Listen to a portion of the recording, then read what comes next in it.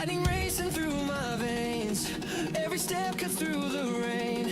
I won't stop, I can't slow down. Chasing dreams that won't back down. The world tries to drown me out, but my heart still screams aloud. I won't fade, I won't give in. This is where the fight begins. Burning brighter, faster, higher. I'm the spark that starts the fire. Can you hear us? We won't fall. Where the voices breaking walls.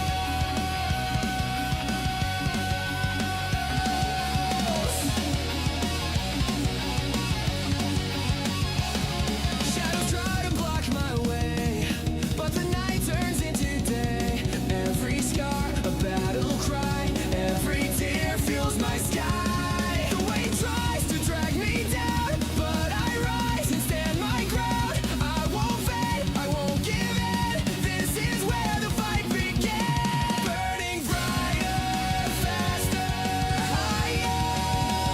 I'm the spark that starts the fire. Can you hear us? We won't fall. Where the voices breaking walls. You can hear them, can't you? Even after everything that has happened so far, the entire world continues to cheer you on. Their united voices cry out for your victory. That includes your community, whose admiration knows no bounds, who aspire with their whole hearts to be like you. You are a pillar, one that must not be broken. Now, show them who you are. Burning brighter, faster, higher. I'm the spark that starts the fire. Can you hear us? We won't fall. Where the voices breaking walls. We are stronger, we are one. Shining brighter than the sun. Through the silence, hear the call. Where the voices breaking walls.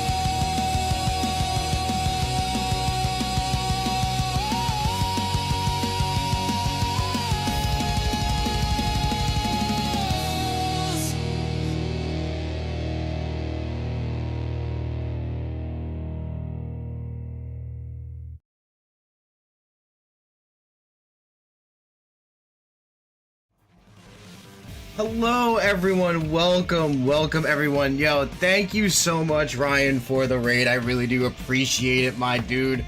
Thank you so much. You are all awesome and amazing. Welcome on in Eternal Gaming. This is Lamb. Casey, thank you so much. What an opening. Yeah, thank you Ryan. I appreciate it, dude. Yeah. Oh, I'm glad you like it. I have an outro too that's also a banger, and the outro is also you know what, hold on, you know what, we're gonna play it here. Hold on, I'm gonna play the outro song. I think I have it saved on here. Hold on, I think I can. What is it? Is this? No, this is something different. Okay, hold on, I am going to yes, it's this, and we lock it, and it should be playing. Yep.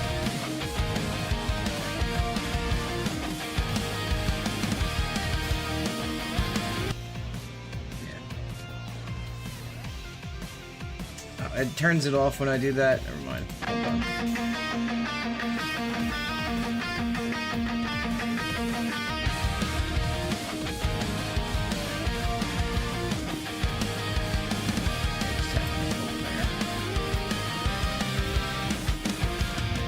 Shadows fall, the lights ignite. Heart is pounding, soul takes flight. Every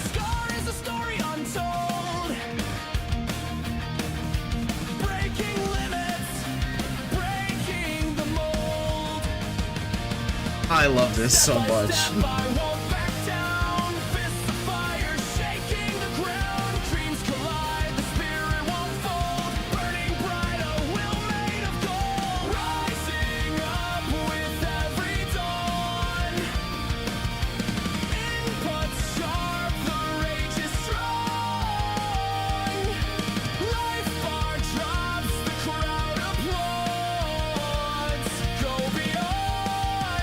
Go beyond and keep on keeping on.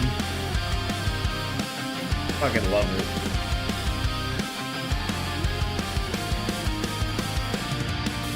One last round, the pressure's real. Every strike, the wounds will heal.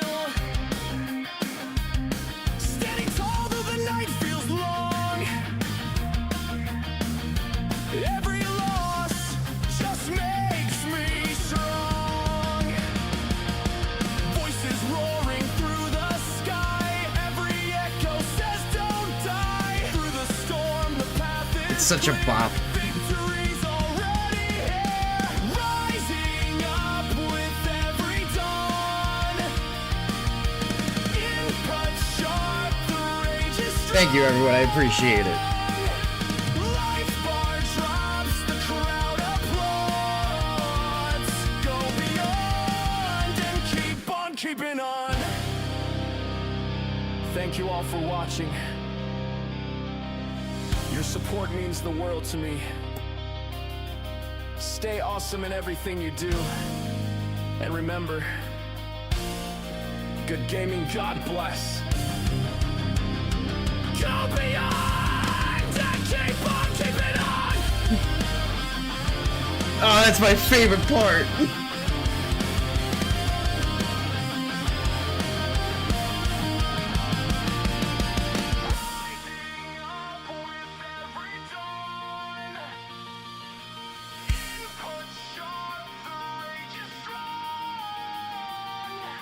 Rising up with every dawn.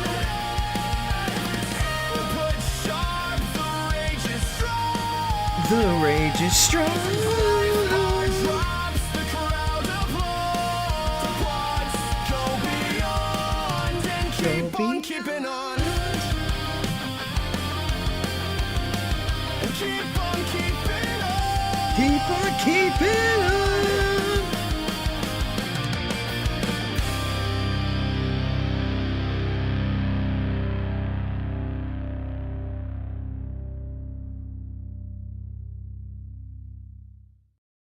Oh, so good.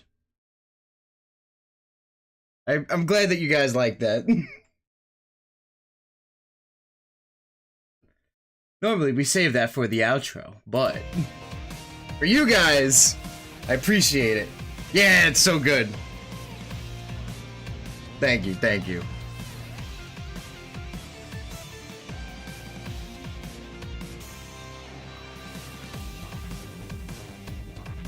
Yeah, I've been making a lot of music lately and stuff too. I've also been like doing like instrumental stuff as well. Needs to be your kid's first lullaby. High key. I'll have to make a like a lullaby version of that song.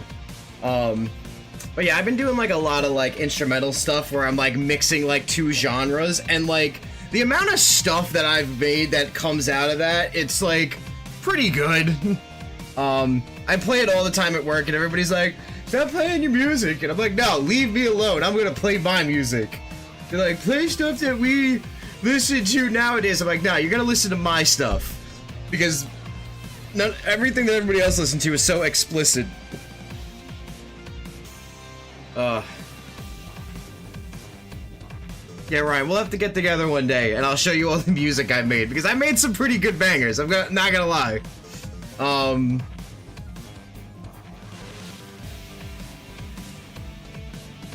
Oh yeah, definitely. 100%.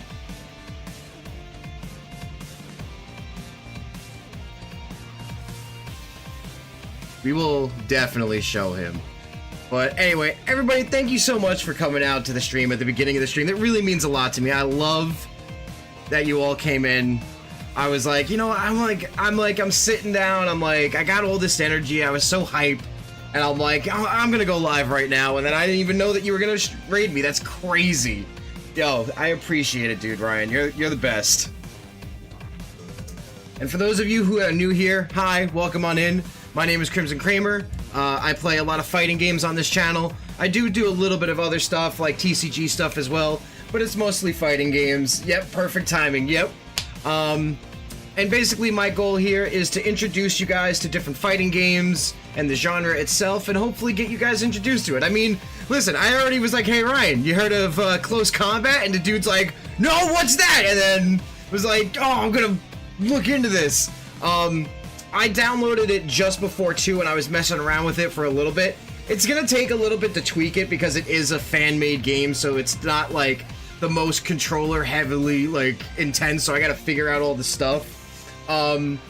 Like, listen, if you guys want to learn fighting games and you want to, you know, learn more about the genre, what's out there, the different styles of fighting games, please consider subscribing to the channel. I'd greatly appreciate it, and you're gonna have a fun time here, I guarantee it.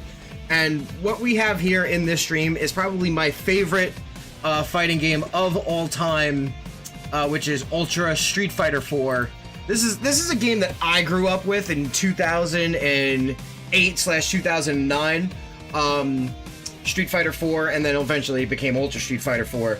But this was like the first fighting game that I actually got like competitive in, and like really wanted to sit down and learn and like actually get good. And I am really like, I've played this game since 2009. So like, I just love how this game plays. I love all the characters and the art style. It's got like this like manga Japanese style like brushstroke art to it, but it's also 3D as well. It's also got like these really good like anime like intros and outros. Like, this is so fire. And this is the dude that I play, Oni, who's Akuma, who has ascended. If you guys don't know who Akuma is in Street Fighter, he's like one of the main antagonists who's like just like martial arts all the time, evil incarnate. And this is him elevated. Evil incarnate.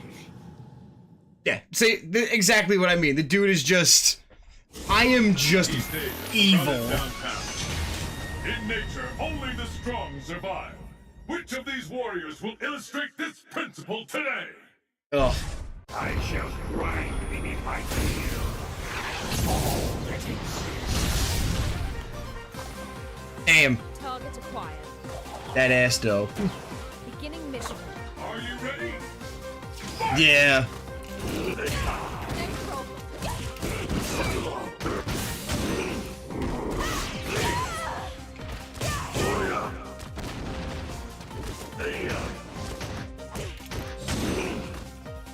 Here's a present for you.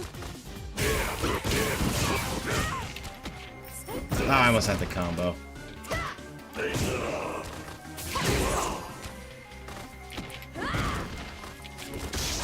Come on, please land. Yeah! I think Shady uses Street Fighter audio clips in his videos. I don't know where they came from until now. Yeah! Yeah, a lot of sound clips do come from this game. And Street Fighter in general and stuff, too. Will the tide of battle turn? Fight!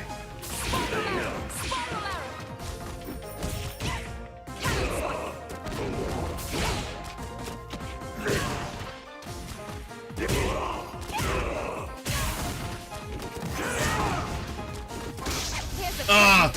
She got me with the counter.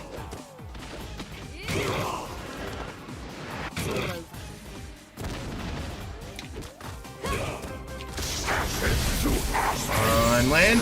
Nah.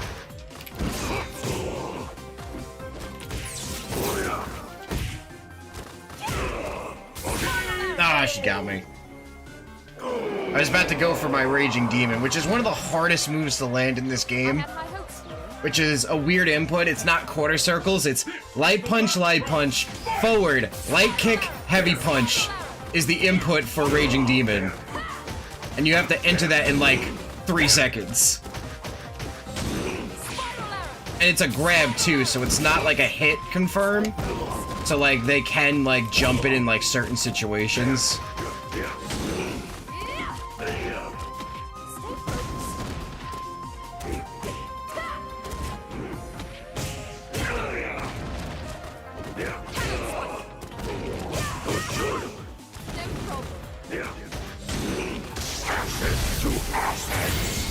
Ah, she dodged it.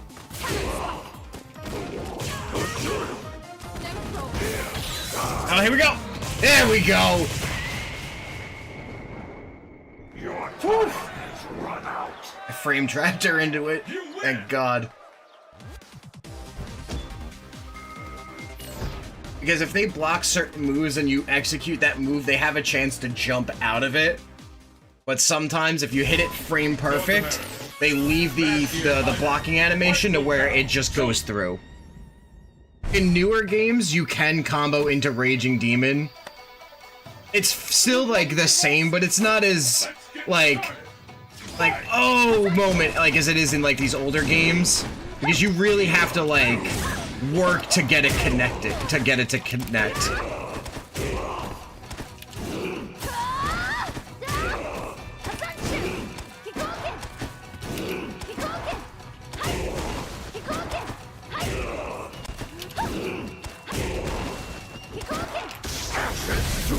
Take it! Oh, she dodged it, and I still got hit by her fireball.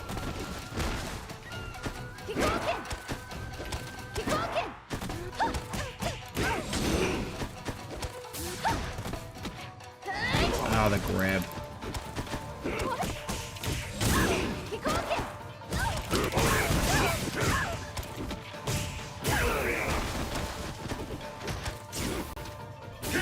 Ah! I should have went for DP instead of fireball. I would have been frame invincible. That's real kung fu. Will the tide of battle turn? Fight!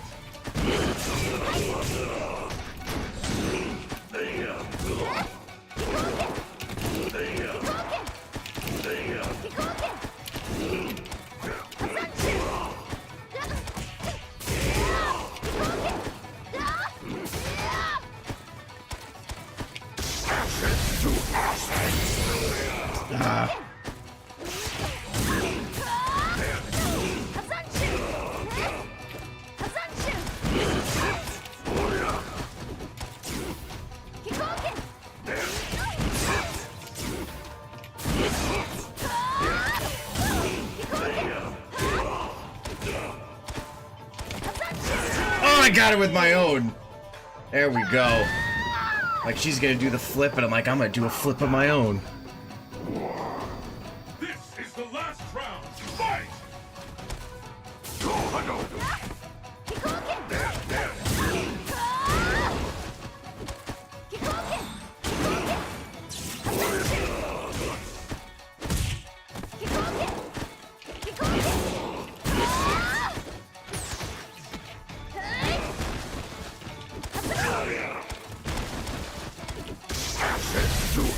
Come on, take the hit, yes.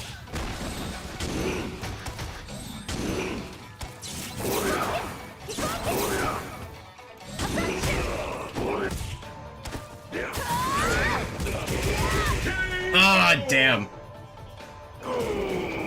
I tried to get fancy with it. You lose.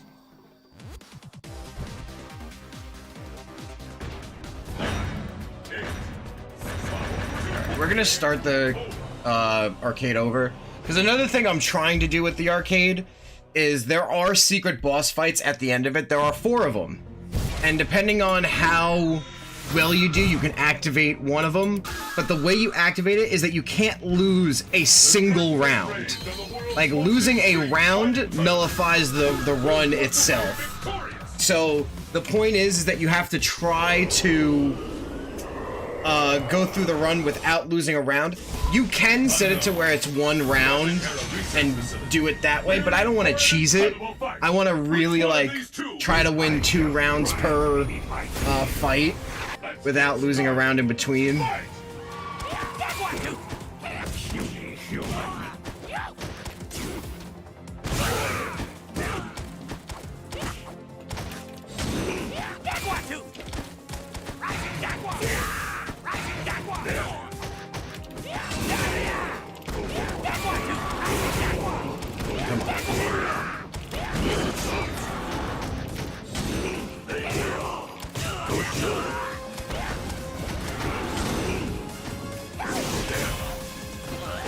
Ah, I missed. That's fine. I got the grab off anyway.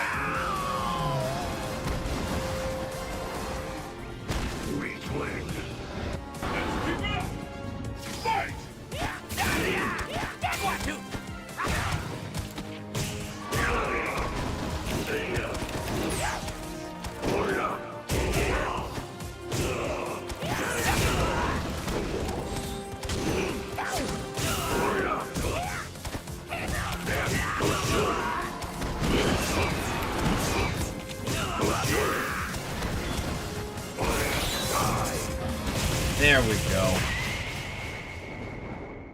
Your time has run out.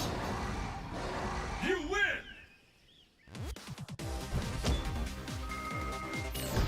Catching them lacking. North America, Private 9. The stage of battle is set.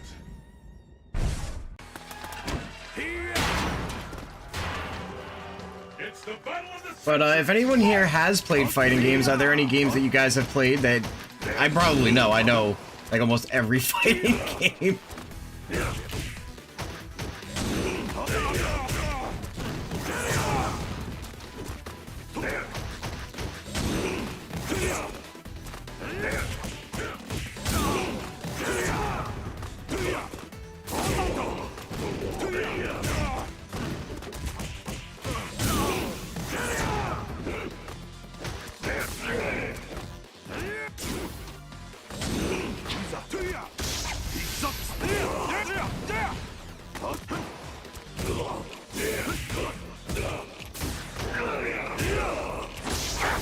Please help.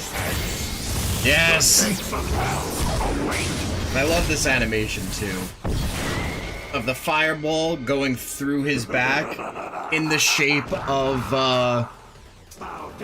So Akuma has the symbol on his back, and it's the symbol for heaven, and that shape that comes out of their back is a reference to that.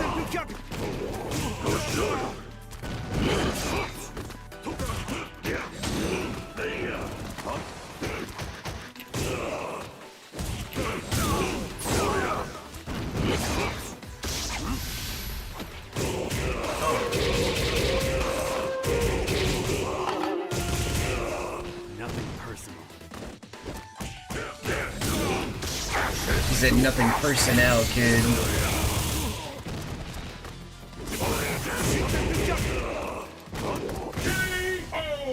Oh, I was gonna hit him with the demon again. Oh, but that was cool though.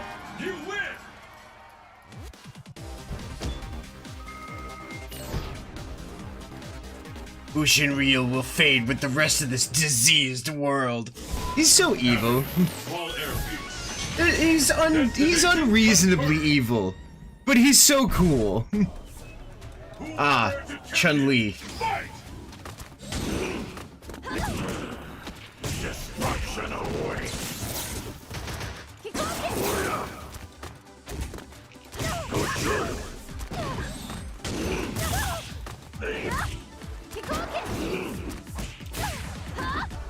Yeah.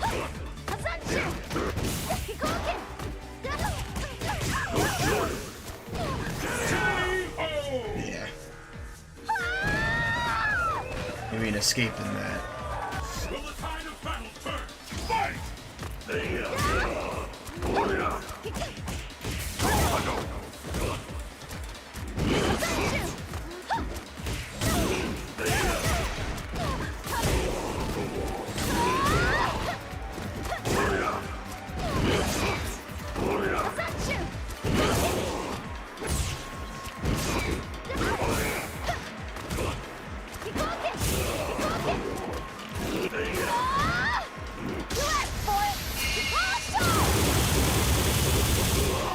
Oh god.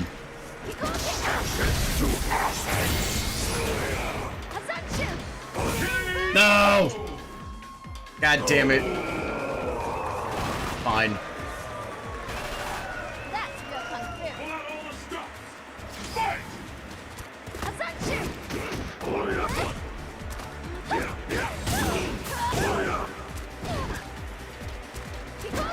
there is an Easter egg on this level that if you uppercut someone, you can hit the wing. Yes, there it is.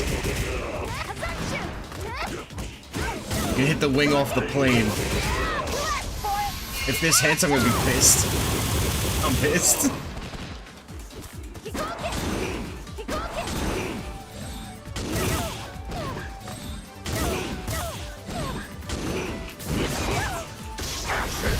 Oh, please hit! No!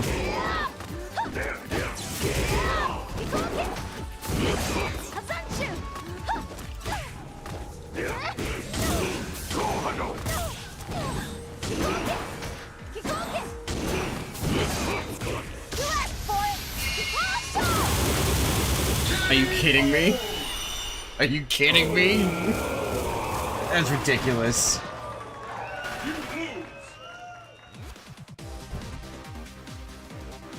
It's fine though, it's fine. This will also give me an opportunity to also change characters. But yeah, if there's anybody that you guys want me to play specifically also, if you're interested in like seeing a character or any of that. If not, I'm gonna just pick one of my other favorite characters that I have as well in my repertoire, which is Evil Ryu. Which is, if Ryu was evil. Basically, my favorite characters in this game are the edgy martial artists who are like, oh, I believe in combat and darkness energy. Those are the characters that I gravitate towards. Yeah, I can play regular Ryu, Ken, and Goken, but like... Oh, Dan also exists. Dan is probably also the worst character in the game. Both literally and figuratively. Like, this man was created to be the worst character in the game as a joke character. So I'm gonna play as him. But I love him so much because he's so serious for himself. He's basically the Hercule Satan of this game. Get in on the ground floor of the hottest martial And he's not a good martial artist, by far. Dan Hibiki has won fans the world over, earning stardom not just from his skills, but from his incredible good looks and personality. Don't pass up on this chance to take orders directly from this superstar demigod. Act now and receive a 50% discount on your enrollment fee. But wait, that's not all. Mention this ad when you apply and receive a Psycho t-shirt and a pair of tree trimming shears absolutely free! Wear the shirt while you trim trees and you'll be beating the neighborhood cougars off with a stick! Don't wait, call to, actually, just drop right on in! Because he can't afford a phone number. South America, Pitch Black Show. We've got 2 supreme fighters lined up. This is gonna be one hell of a show! I also picked his Goku colors. I hope you're ready for a beating. Now ready to commence the attack! Who will emerge a champion? Fight! That was luck, I'll admit. What do you get?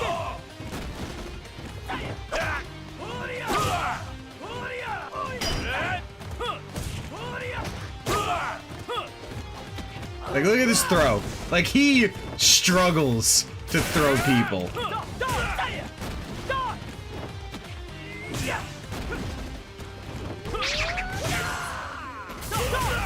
No way! This fireball is pitiful. K.O. He's so funny. Behold the glory of sight! Pick up the pace! Fight!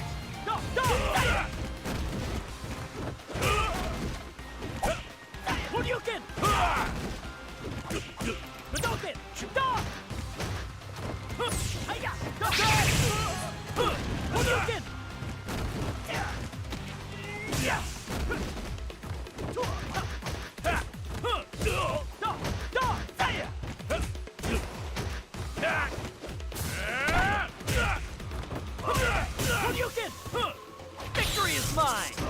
Oh, come on. I wish that hit. Because that's such a good attack that, like I said, as bad as he is, that is probably like one of his strongest attacks is that one, because that's like a 30-something hit combo.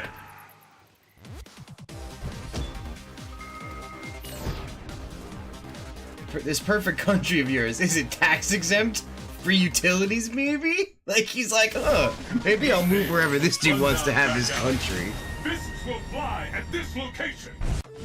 This character, Elena, is probably one of the most broken characters in this game. Ready? And it's because she can heal. Fight!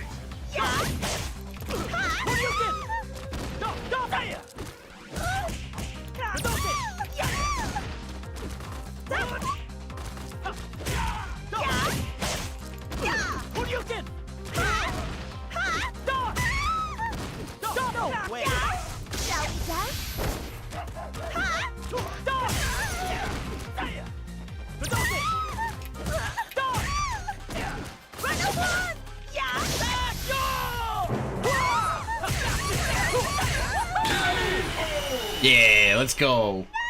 Let's get it. No problem. And the battle continues. Fight! He's also one of the few characters that you can taunt in the air with.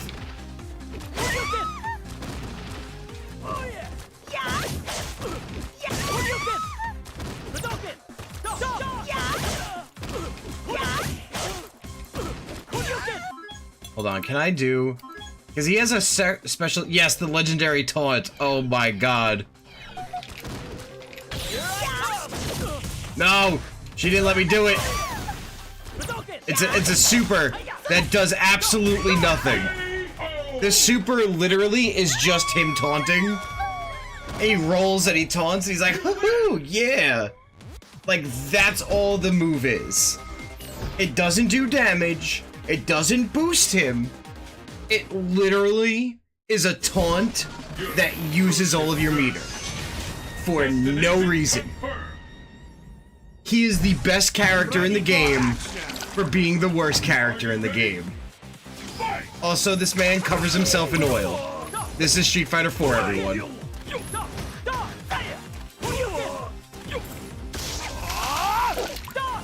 Oh! No! I tried to get around it, but I couldn't. He's now going to shit me out.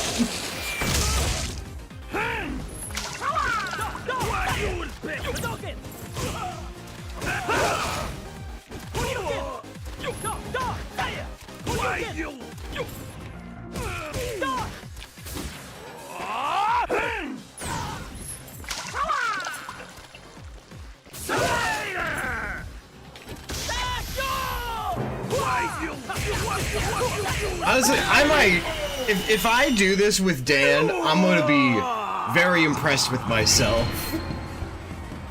Because if I couldn't do it with the character that I play, but I could do it with the joke character of the game.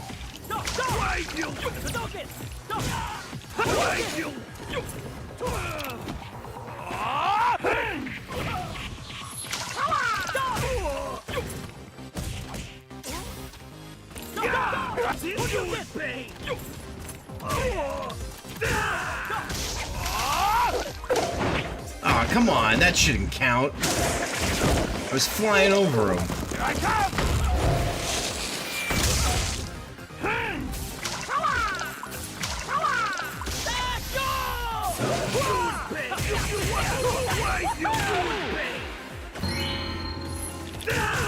Victory is mine. Come on! I'll win by chip, though.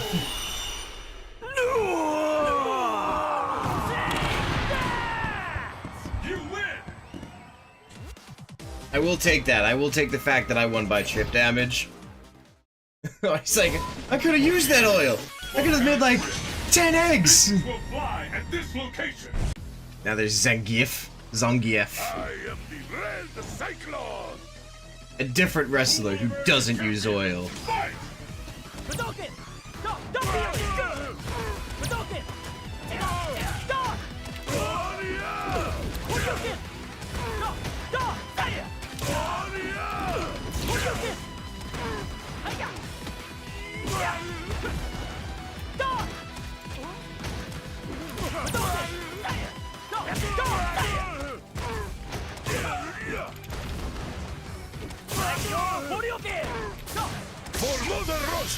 Oh, one frame super. You can't dodge it. When they're literally next to you like that, you cannot dodge it.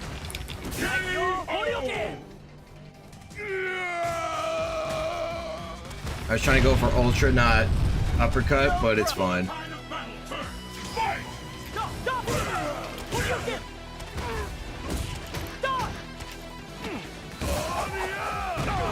Yeah, you never want to be in a grappler's like range, especially these older games, because they have one frame button, one frame grabs, which means you can't dodge it. If as soon as they execute it.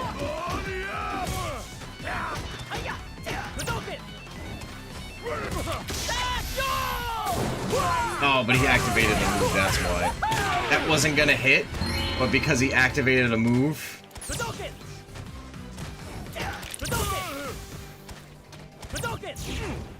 Victory is mine. Got him again. Locked him in with the cheese. You win!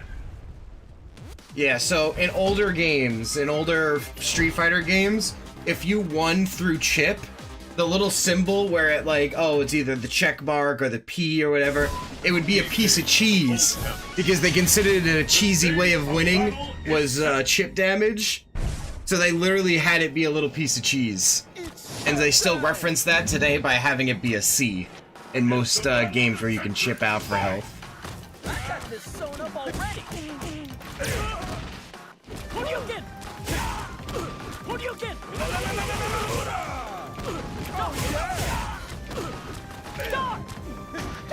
Hadouken! Oh yeah! Oh yeah! Oh yeah!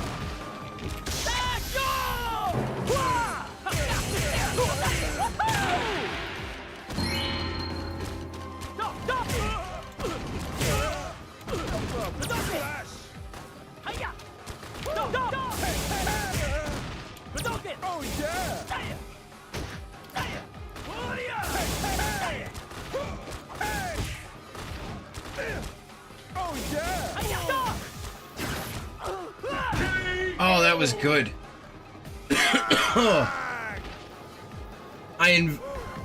I used my iframes to go through the fucking fireball.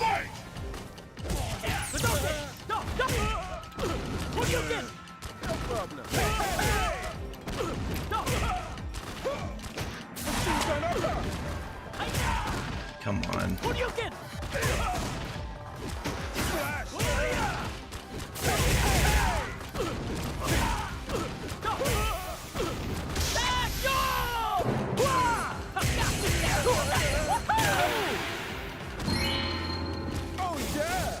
Victory is mine. Yes. Whew. Just in. He was just in the hurt box of that. You win! Or the hitbox. Hurt box is when you get hurt. Hitbox is when you get hit. Your music sucks. Damn. This man's told him his music sucked. Fists will fly at this He's like, your music sucks. I wouldn't even put your CDs on. I was like, damn. Dan, you should not be insulting anyone, dude. Champion, fight! But the beginning is so important. What do you?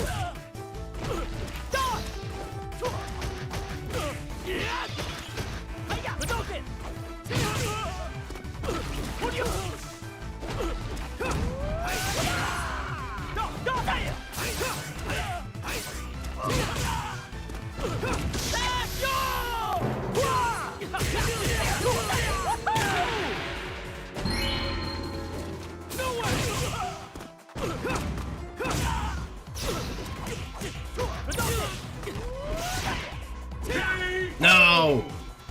I lost it. But we can still go through the arcade without using a continue. That's still an achievement in this game as well that we can get. What do you get? What do you get?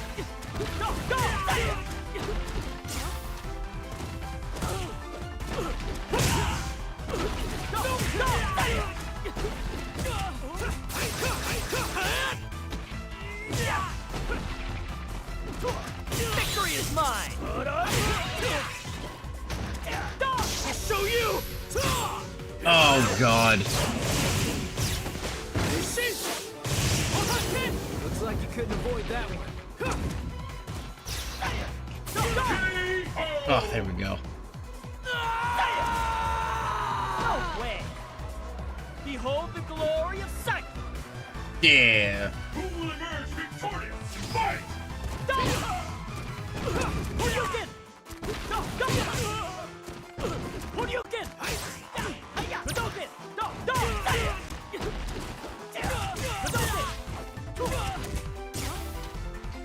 No way!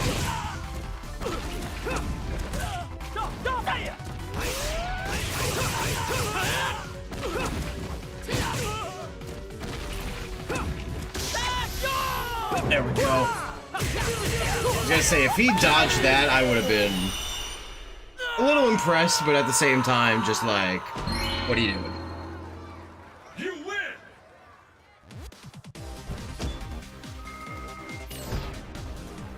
You want to get stronger than your bro? Then come to the Psycho Dojo. Fight your Oh yeah, we get the rival fight now? Great. These are also good as well. These are animated, not animated, but I guess they are animated with the 3D models. Sakura! Yeah? Looks like the time has finally come. This is something we fighters must do. Oh. Ready to go? I'll make this quick and painless for you, kid. Are you ready? Fight! Here I come! But those sons. Hadouken! No more Mr. Nice Guy. Hadouken! Bye-bye! Hadouken!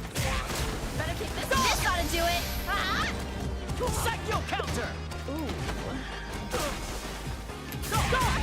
No way! Ready to give up? Watch carefully, Sakura!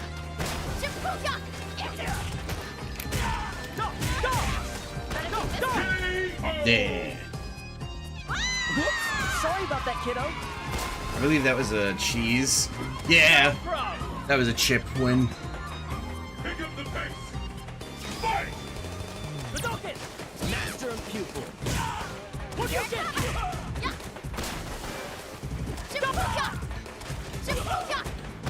Come on, we can do it. Mr. Nice.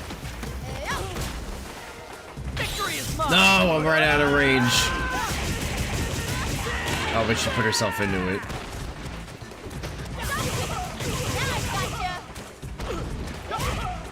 What's the matter? Watch carefully, Sakura! Yes, okay. Oh, that was close.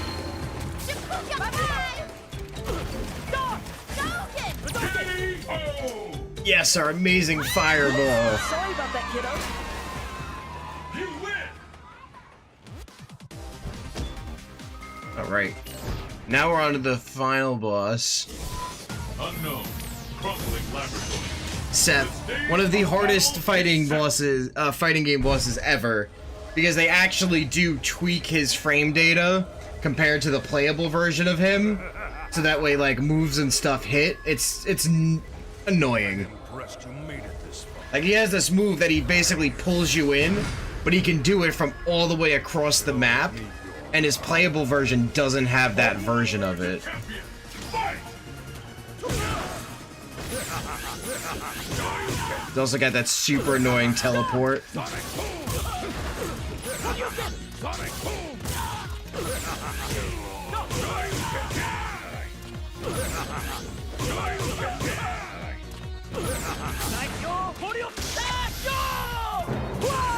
Oh, he's about to do it too.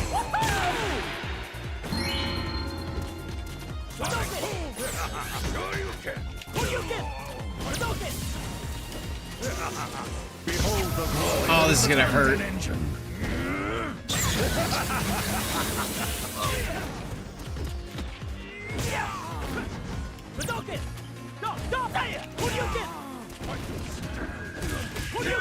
Oh my god.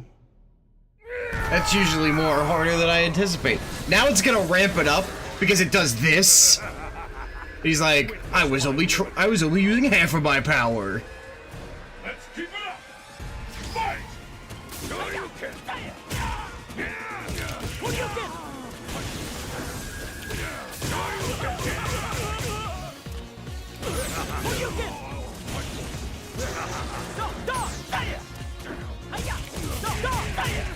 way! See what I'm really made of.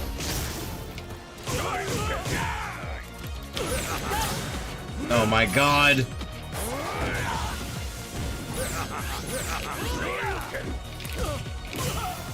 No way!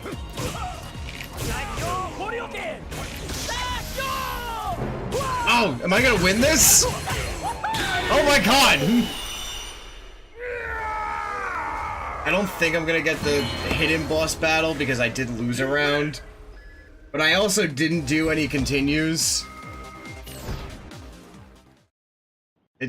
Is it not gonna give me anything? Oh yeah, and there's animated endings too. Hibiki-san! What happened? Are you okay? No one. Huh? No new applicants. Not one. And I did that rad commercial and everything. Was it the time slot? 3 a.m. too late? Should I included some miracle detergent or something? Hibiki-san, you told people to come to the dojo to apply. Well, that's not my fault. My phone service got cut. No, I mean, you didn't include an address or anything in the commercial. So exactly how are people supposed to find you?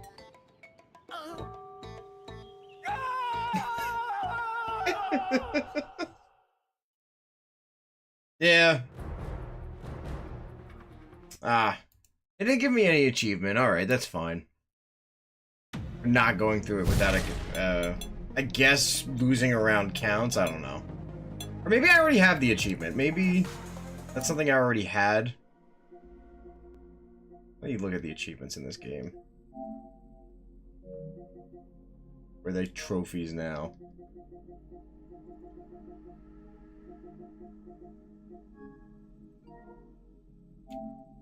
Here we go.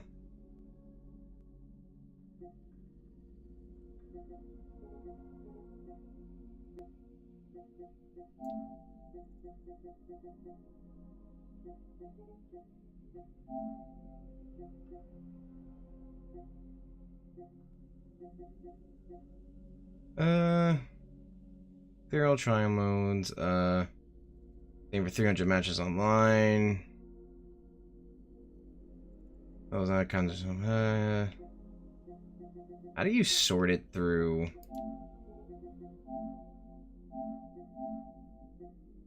I don't know. No, does that say Dan the Man? Mastery second personal mastery of personal. Collect them all, punk. Oh, it's their personal actions. I don't know how to. Okay, that's a little silly, but this game is awesome. I love this game so much. It's so fun. Honestly, all the fighting games that I have are a lot of fun. Like, I don't know if anybody knows like any like these older games as well, but I do have these other collections from Capcom. Capcom Fighting Collection 1 and 2. Pretty much everything here. Every game I have on my PlayStation is a fighting game. The Marvel Collection, Fatal Fury. Yeah, a lot of these older titles are a lot of fun too. Especially on here, they got CVS2, which is a very popular one. Most people know. Third Alpha 3 Upper is on here, and that's probably one of my other favorite titles.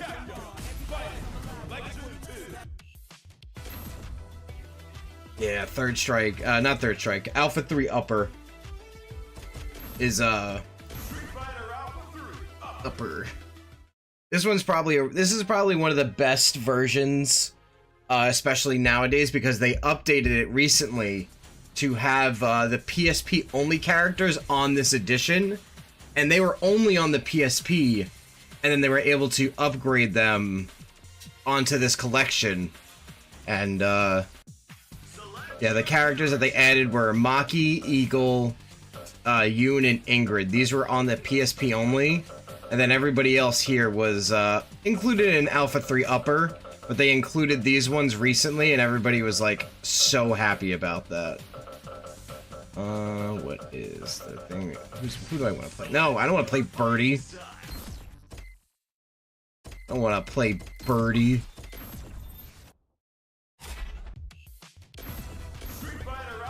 As much as we love Birdie. Not really. There are people out there that love him, though.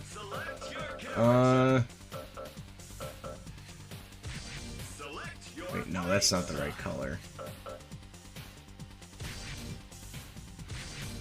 I want the evil Ryu color.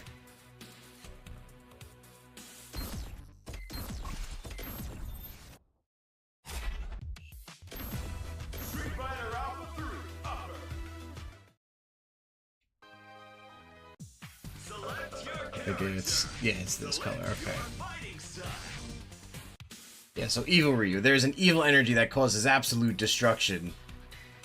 Well, thanks for receiving my for reviving my childhood of Street Fighter. No problem, Rescue Squad. Dude, I love Street Fighter. Street Fighter is probably one of my favorite series. It is my favorite series of all time. Like, did you grow up playing Alpha? Yo, thank you for the follow. I appreciate it, Rescue Squad.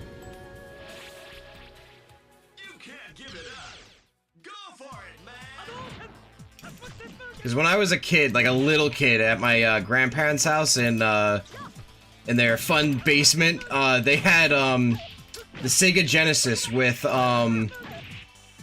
Super Street Fighter 2, the new challengers. But I remember playing on the Genesis controller, but it wasn't the Genesis controller. It was the first Sega controller that was compatible with it, but it only had the 3 buttons. So how do you play a 6-button game with 3 buttons? The start button made you toggle between the punches and the kicks. And I remember that as a kid, being like, this is hard, but I'm gonna get it.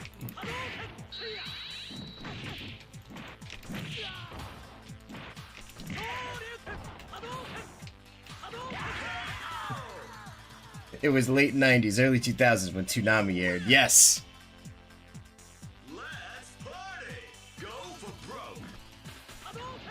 Yeah, because I was born in 94, so...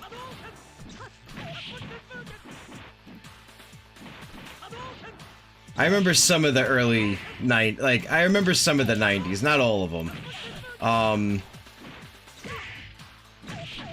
But like I said, I remember being like 4 or 5 years old, when one of my other favorite games that came out, Bloody Roar 2, came out on the PlayStation. And I remember having that as a kid growing up.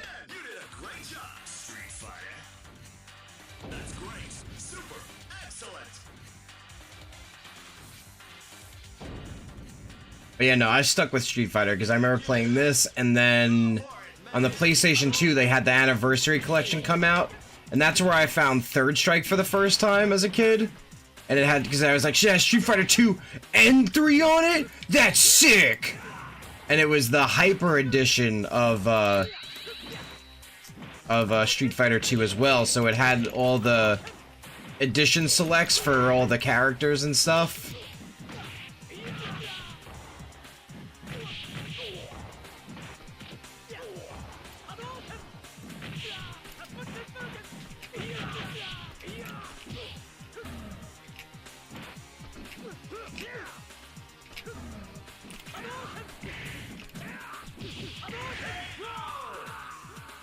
Oh. You win! You can't give it up! Go for it, man!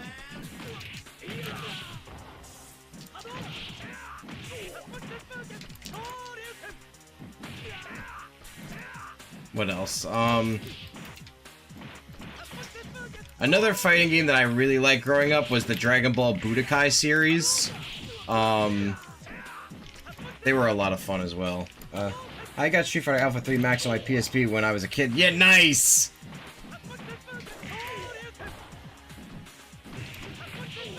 Were you into Mega Man? Oh, I loved Mega Man.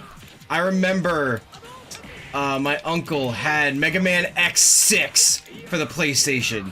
And I remember the anime intro for that was so sick. Because that was the, it was super, it was Japanese and anime, and I remember seeing that, and I was like, this is such a cool intro. I fucking love this. As a kid, I didn't know what fucking means, but I was like, this is such a cool game. I love that. But yeah, Antone R.E.V.O, if you get this collection,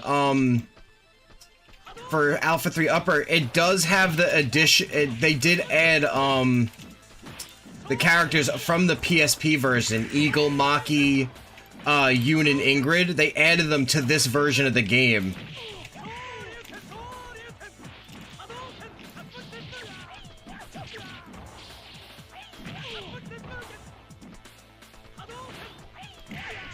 I'm thrilled for the Star Force Collection March. I never played much of the Star Force games. I think I only played like 2 or 3 of them. I did like the Battle Network games though. Those were the ones I also grew up with as well. I remember I had Blue, then I got Blue Moon, which was 4, because I think I had 3 and 4, which was Blue and Blue Moon. Bowser and Gyara. See, there was a point where I didn't play them after that. Unfortunately. Because at the time I just didn't have money and stuff, and my parents would only get games for like Christmas and like my birthday, so I was very limited in the things that I got. But it was also at the same time where I found more fighting game stuff as well. So, you know, I was playing a lot more fighting games than I was Mega Man games. Don't get me wrong, because I also had the Mega Man collection as well, that had, the Mega Man X collection that had Mega Man, you know, 1 through 6 as well. I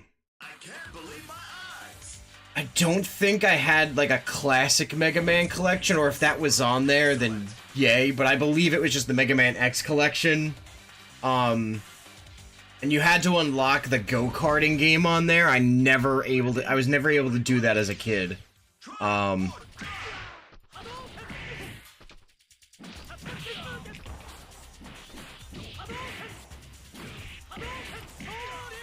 thanks. I can't say I enjoyed Alpha 3 when I was playing on my PSP, and I got my ass checked by R.E.V.O CPU. It's unforgiving.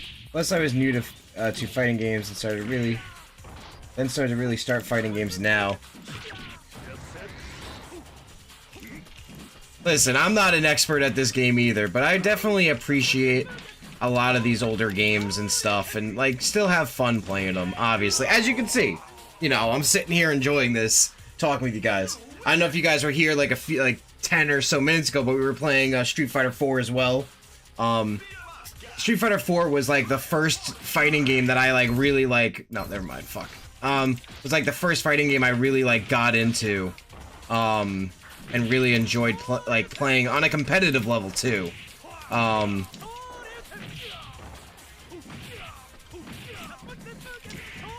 on. Mega Man Zero? Okay, so my last name is Kramer. It's German. I know everybody's like, oh, what is your last name? But yeah, no, it's Kramer. It's I know it's spelled like creamer, but it's pronounced Kramer because it's German and it's of different religion descent. So in Germany there was it's pronounced Kramer, like K-R-A-M-E-R, and that's the Jewish way of spelling the name. K-R-E-A-M-E-R is the Catholic way of spelling it, and it was to like distinguish between the religions and stuff, but people still had the same last name. It was a German thing. But yeah, that's my that's my family's last name, or at least my adoptive family's last name. That I use.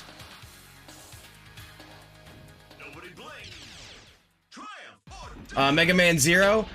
I never played Zero. I played Mega Man ZX. I did, as a kid. Like, I wanted all of those games as a kid. But I did get the Mega Man ZX games though. I loved those, and those are basically the same thing.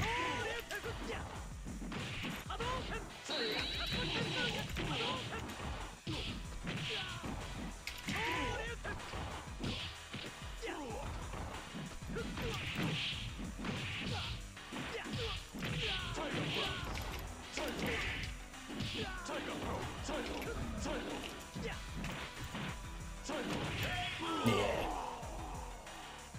Welcome on in, Shaquille. How you doing? It all depends on your skill. Go for broke. What else? I do remember also playing the Mega Man. Was it Mega Man Command Mission or Mega Man Mission Command? The the strategy one that not a lot of people liked.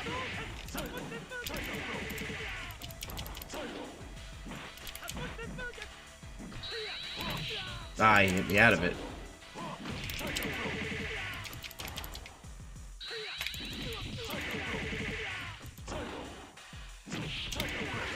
Ah, damn.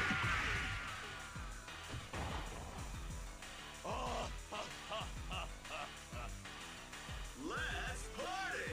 Go for broke.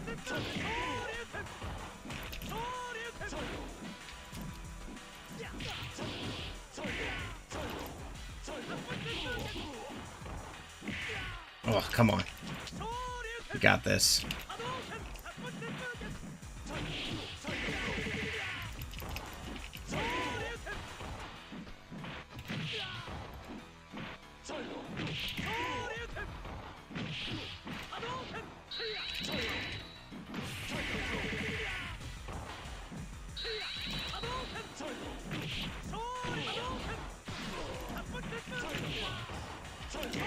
How much is this game? I believe it's like...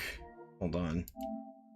I got the Azure Striker Gun Vault about 5 years until I created work... Okay. I believe this game is probably like 40 bucks. I'm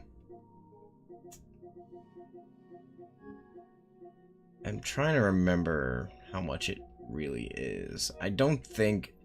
It's probably like 40 or 50 bucks, this collection.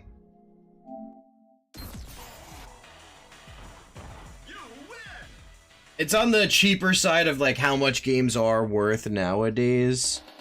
Here, actually, let me see, because I can pull it up on my Steam, actually. I do have it on Steam as well. I buy multiples of games.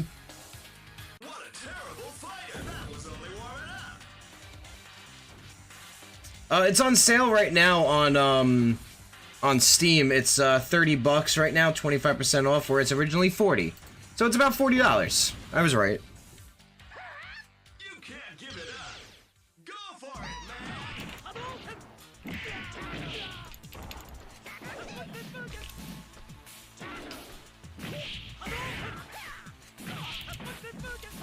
I never played the Gunvolt Striker games ever. Are they good? The Azure Striker Gunvolt.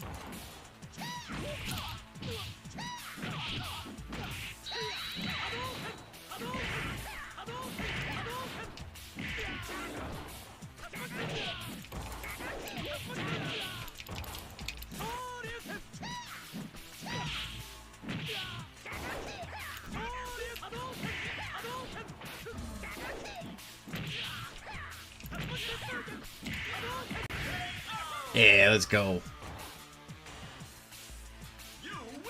Mega Man on PSP, but I didn't really appreciate it. Bummer. On my PSP now. Yeah, I miss having the PSP. I wish they brought that back. I wish they had... we had a new handheld PlayStation system. But that works with your PlayStation games you have. Like, we have the Steam Deck. Xbox just had theirs that they just launched. Where's the PlayStation 1?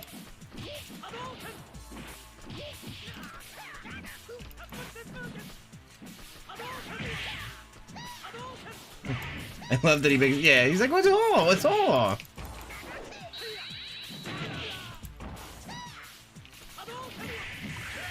Damn.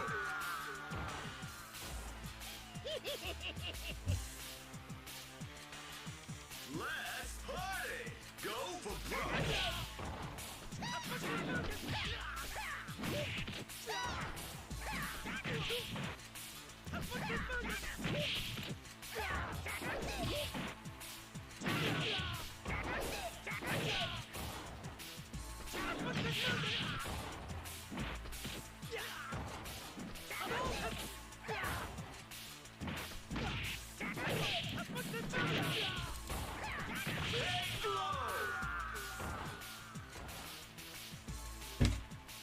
Sorry, I got distracted by what I thought was my dog shitting in my room, but I don't see her anywhere. But yeah, this collection's also good too because it has all of this as well. Got Power Stone 1, Power Stone 2, Project Justice, Plasma Sword, SNK 1 and 2. This game exists for some reason, and they decided to put it on here. And frankly, this is the only place that this game was gonna get bought because of this game. Everybody bought this collection because of this game.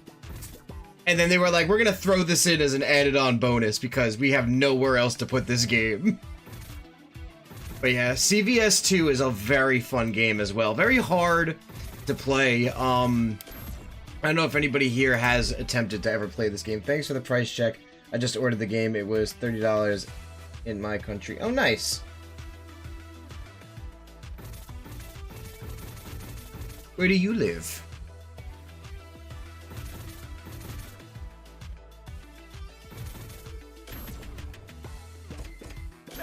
Versus SNK2. Mark the Millennium 2001. All records are.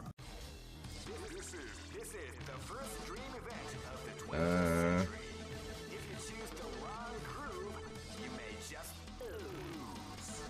The winner of this tournament is the strongest team. Great. We go for A because A is for Alpha. 2001. What an incredible cast of warriors has gathered here. However, only one team shall be crowned champion of the Millionaire Fighting 2001. Oh man. Philippines, oh nice. This tournament is held under the freaking rocket, baby.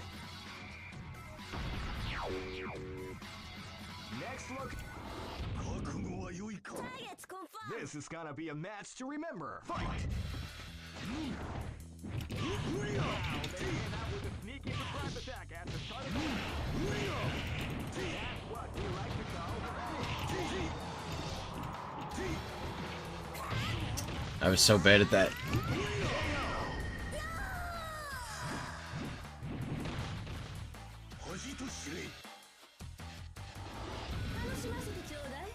This is gonna Shin be a match to remember. Akuma. Fight!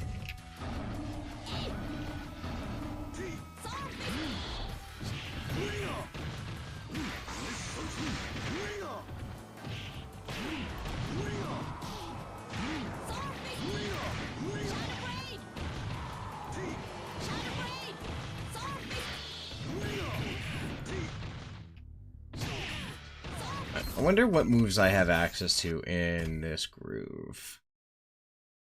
I can do Shungoku Satsu.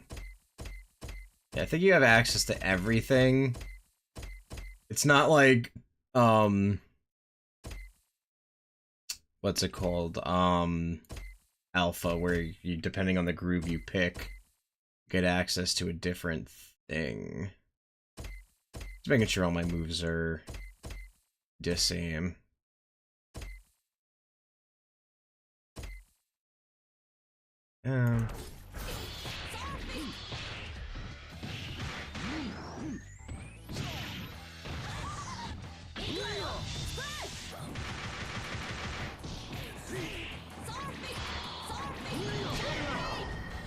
Oh, she got me? Damn.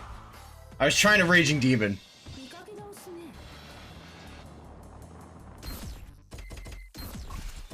I can't do it as easily as I would in other games in this one. I wonder if I can get away with it. Hold on. Let's go to training.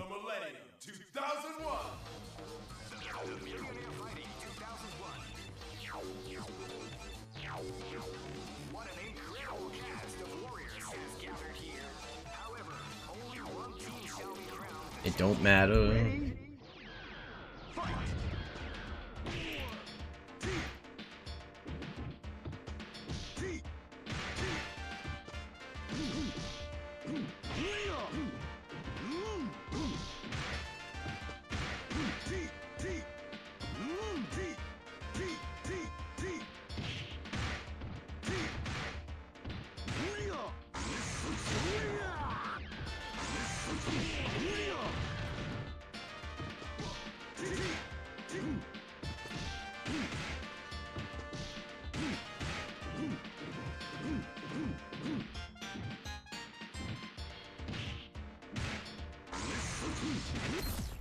Huh. Why is it not coming out?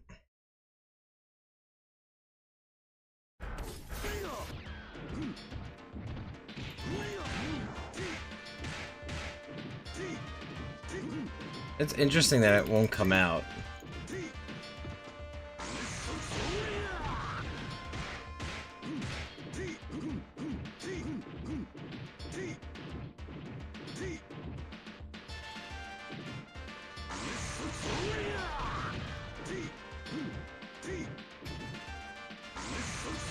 Yeah, interesting.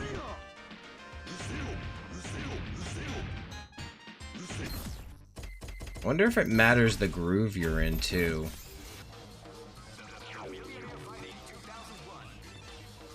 Let's do P groove, Akuma. Because maybe that matters. How do you play fighting games, actually? I tried to learn, but I can't land the combos. I figured I'd just beat it into my head and just land my hits. It seems there's more to it than I think. I mean, it really comes down to practice and like trying to understand your game and your so it depends on like what you want to play and like what you want to learn. And just kind of understanding each game's mechanics and stuff. Like is there a specific game you want to try to play? That you want to learn, or like what? Like what is it that you? Because really, just to play fighting games is to practice and to learn. You have to think of fighting games like actually like learning a sport or a martial arts. Like you can be like gifted at it, but if you want to get better, you have to practice and you have to train and you have to learn. Take it from me, like I've been playing fighting games since I've been little, so like over the years I've just, you know, inherently learned how to figure things out and stuff, and like, you know, it's like obviously with a lot of these older games it's harder to do, like there's a very big gap of skill and execution. But like if you look at like any of these older like more of these newer games, they're a lot more easier to understand and to maintain and to like really understand. Like look, I put 1,000 hours into this, like over 1,000 hours into this game. I don't even think, yeah, I got, you know, same amount of time in this game, but I've also played this game since 2009 on a different console and been playing it up until now. So like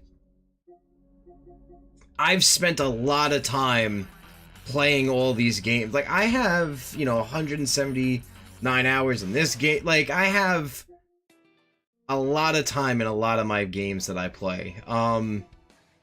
Obviously you can tell which games I've played more than I have others. And on different consoles as well. Like I don't even have Street Fighter V on here, and I was playing that for the longest time as well. Street Fighter V is probably one of the worst Street Fighter games out there. I don't like Street Fighter V as much as I like all these other ones, but like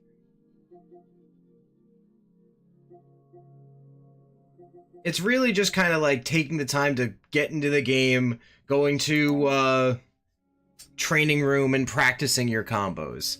Like I'm going to show you probably one of the like it's as much as games nowadays are expensive, the newer the game, the easier it is to get into the game genre and to learn how to play is with a lot of these newer AAA games, because they realistically kind of not dumb them down, but they make it easier for newer people to learn and to pick up as compared to a lot of the older games. Like even Street Fighter 4 is a hard game to kind of pick up and learn. As much as I love that game to the ends of the earth, I wouldn't recommend it as like your first fighting game, unless that's what you really want to do, is try to like grind your teeth out on an older game. But like with a lot of like these newer games, they make it so much easier to like learn and understand combos.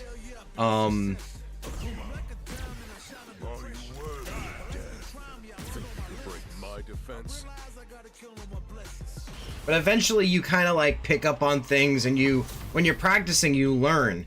Like I had somebody with me training in this game, and they taught me a really sick combo with Akuma that can do, like, all of their health, like, pretty much 70% of their health.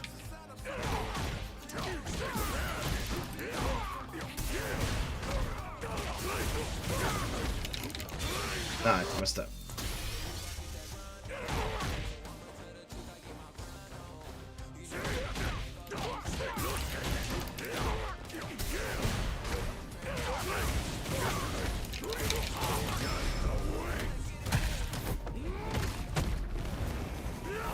And that's because this this combo initiates a frame trap that resets the damage. So, like, if your opponent is at, let's go to here. I go to 70. Like, it'll literally do 70%.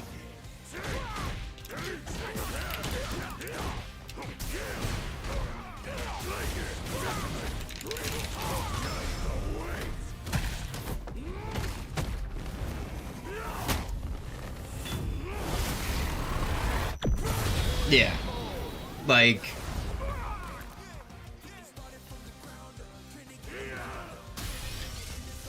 taking the time to learn,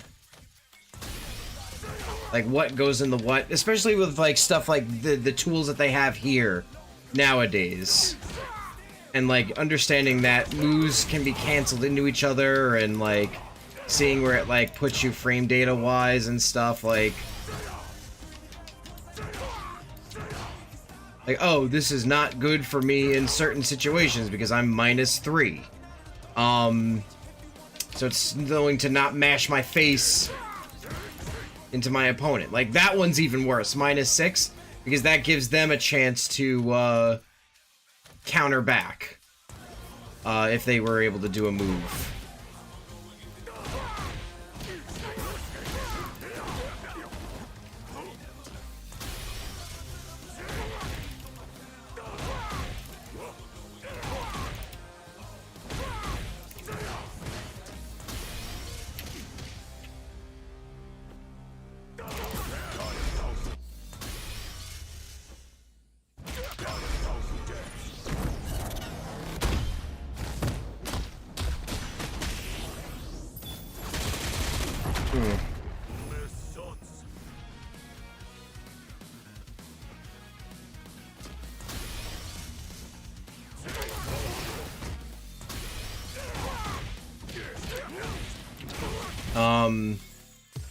What also helps with, not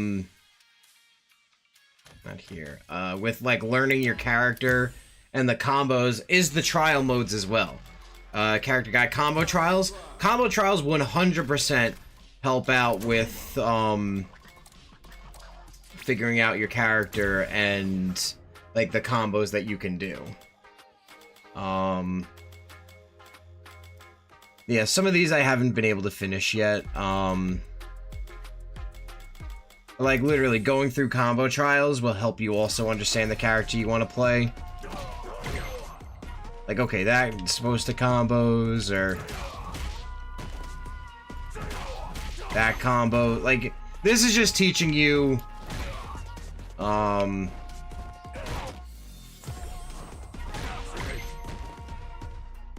this teaches you situational stuff. Like, in a situation like that, like crouching medium punch. Linux Games, thank you so much for the raid. Oh, thank you for the raid. I appreciate it. Welcome on in, raiders. On the Twitch side, thank you so much. I appreciate it. But yeah, what that last combo trial taught you was, no worries, good luck with the scraps. Thank you, I appreciate it. Is that in a certain situation where you're here, you can do a low into a fireball and it connects. Do a big eating time, nice. What this is teaching you is that you can do the same thing with this move as well. And this is going to teach you that like this combo can go into this, and basically all your combo trials is teaching you this stuff.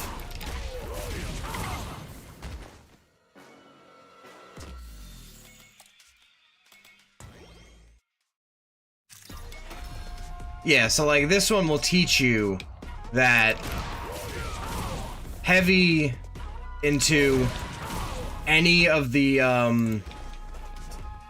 like heavy punch into any of the follow-ups of the lava fist move is possible, and it's only from heavy. You can't do mediums into the heavy.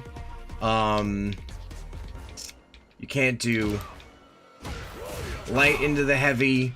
So it's telling you, hey, you can throw out heavy punch and follow up with any of the lava fists in this situation.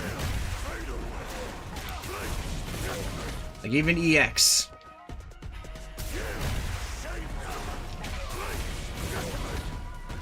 But it's not gonna extend out.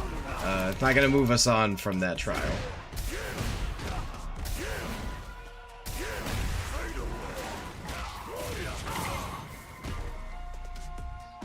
But yeah, stuff like that. Or on block,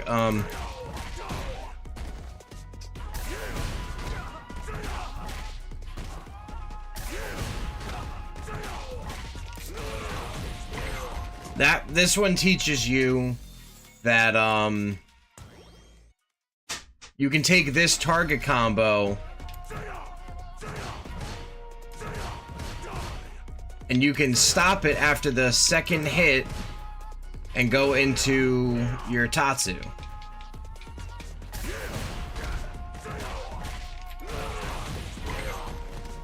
And it's only in that, and it's especially only a corner situation. So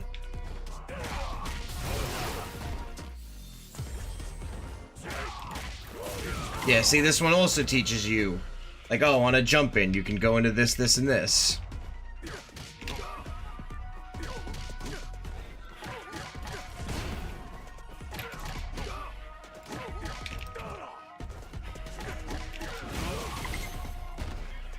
You can kind of spam out the lights into a heavier attack.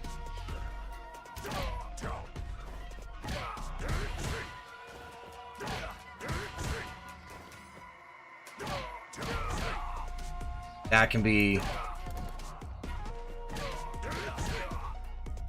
yeah, so this could be linked together.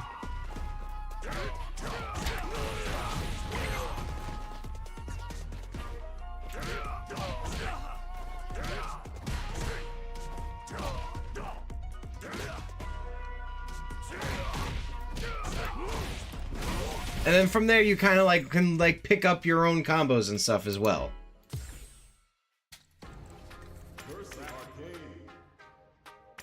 So as much as it is like, you know, a lot more expensive to get into like these types of games, these are the ones that are going to teach you how to play the most. And that's just because of how they're made to be easier. Like I can use the example for Street Fighter 4 and like, because this one is such a hard one to understand and play. Like, I still look at the old guidebooks for this game because it teaches you things that you never knew. And stuff like that. So, like, if you really want to get into playing fighting games, you're gonna have to sit down and, like, really want to learn, like, which game it is you want to play. And that skill can transfer over between games to games. Like, obviously, like, if I play a lot of 2D fighters, like, you know, those same types of mechanics come into play, because then there's also the ideas of, like, just not being able to mash into your opponent fates. There's spacing, or the game of footsies, which is, like, this back and forth of, you know, playing chess with the opponent, dodging and weaving and getting in their face and, like, you know, executing moves. There's Oki pressure. Like, there's a lot of things that go into fighting games, and all these different references that do translate between game to game, which is why, like, I can enjoy fighting games on any level, and in any fighting game, really. It's why, like, I have all of these fighting games, because they're just so enjoyable, and learning each of their mechanics and stuff is what makes them very unique and fun for me, at least. But just because I learned my fundamentals, and you know, learning your fundamentals is basis to learn any fighting game, and it comes down to practice. If that answers your question, I started out at Marvel vs. Capcom. I started at Marvel vs. Capcom Collection, Marvel Superheroes. Okay.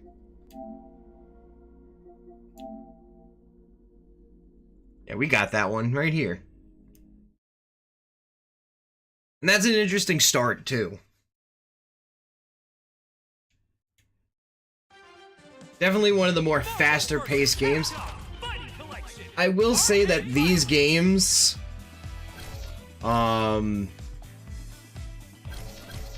are a little bit faster pace, and like these are like the harder ones to learn.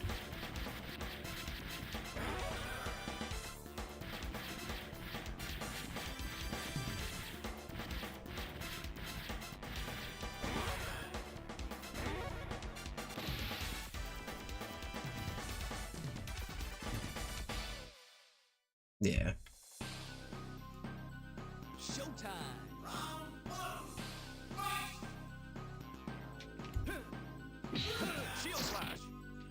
slash.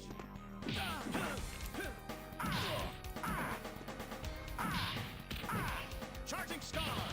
Charging star. Stars and stripes. Shield slash. Shield slash. Shield slash. Shield slash. Charging star. Shield slash.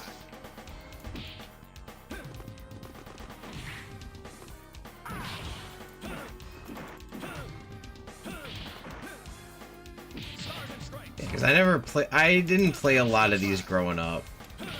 I played Marvel vs. Capcom 1 and 2 a little bit compared to like all the other games I played.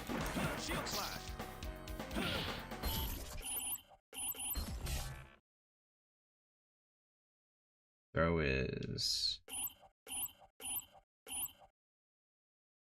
forward with, okay.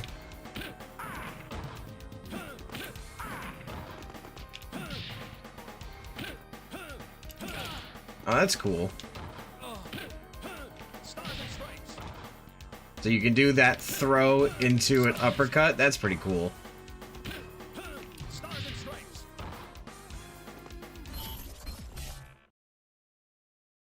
Cartwheel, shield slash, stars and stripes. Charging star, final justice. Our air combo.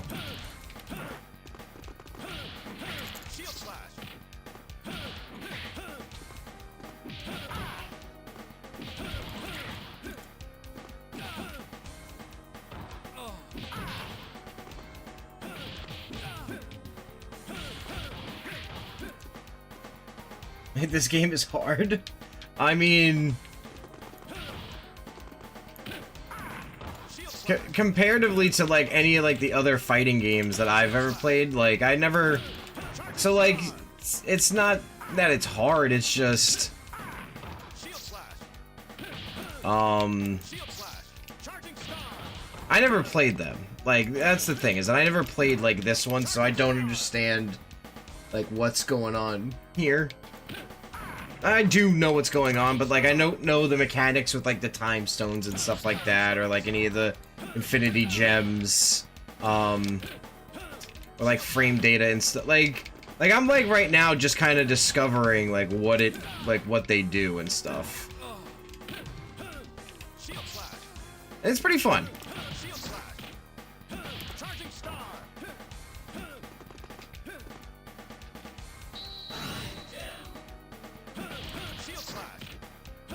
Like, I don't even know how I activated that, to be 100% honest.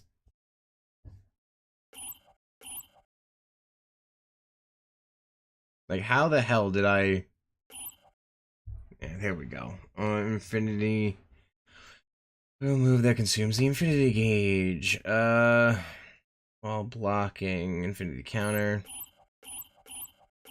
Holding a gem. Okay. Yeah, See, I didn't know any of that.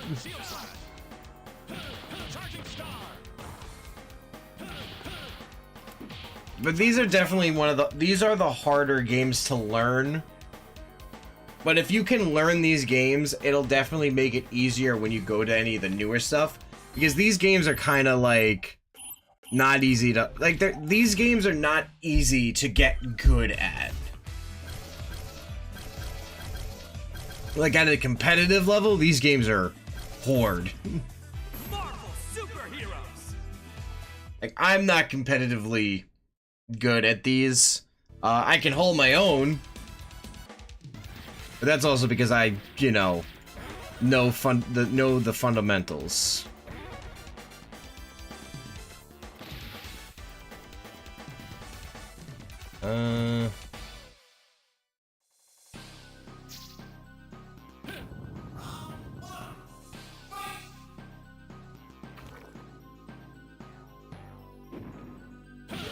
Shield slash.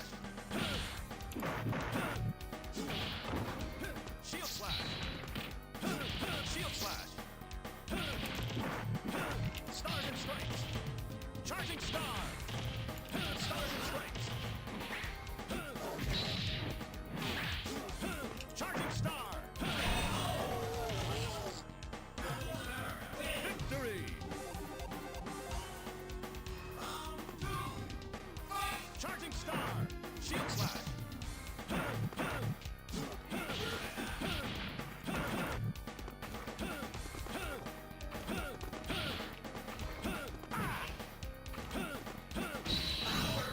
Oh God. Shield slash.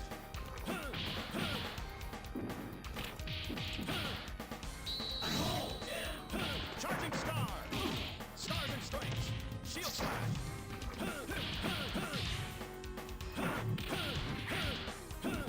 Shield slash. Freedom prevails. Okay.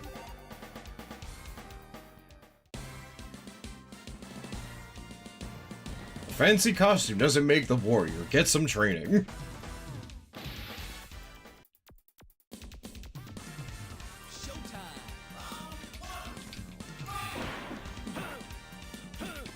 Shield slash. Web swing. Shield slash. Shield slash. Web ball. Charging star. Web ball. Stars and stripes.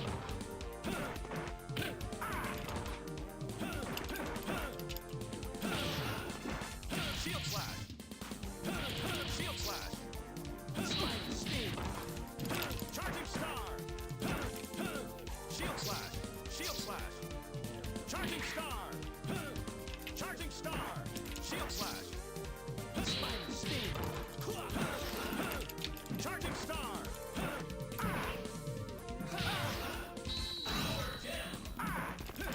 Oh God.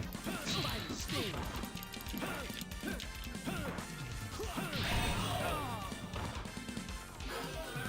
Thumbs up, soldier.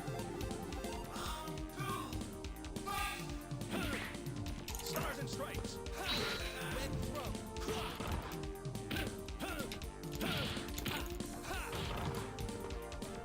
Shield slash.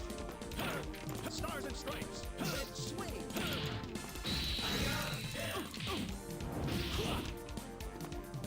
Shield slash. Spider sting. Okay. Spider six.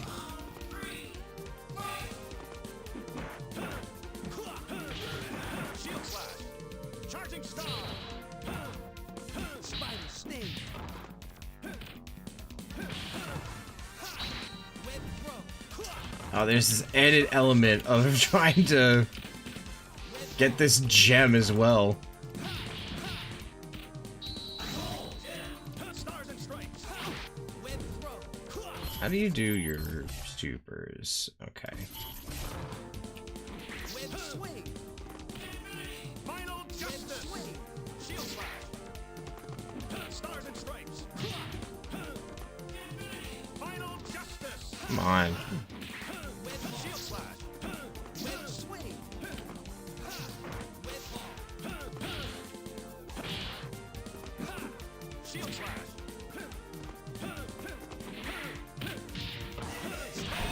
Yeah, these games are a little bit more complex because there's all this air move. Like, this is like a classic anime fighter.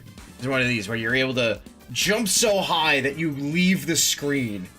When your gauge reaches do this plus PPP for your Infinity Special. Thumbs up, soldier.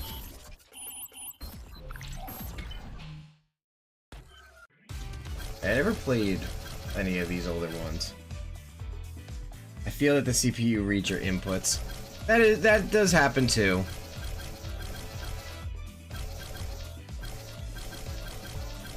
That is a big thing as well. You don't get that with a lot of the newer games as well. A lot of these older games, 100%. Because the idea was that these games were made to eat your quarters. So, yeah, it makes a lot of sense in that regard. But there are ways around it. Like, there are definitely, you know, just, like I said, by learning the fundamentals and stuff, you can easily get around it as well. Like I said before, this is probably one of my favorite fighting games of all time, is Ultra Street Fighter 4. And this one's a bit, it's old, but it's also newer. It's from 2008/2009. And this is obviously the updated version in since 2012, which is the Ultra edition of it, which has everything and everyone included into it.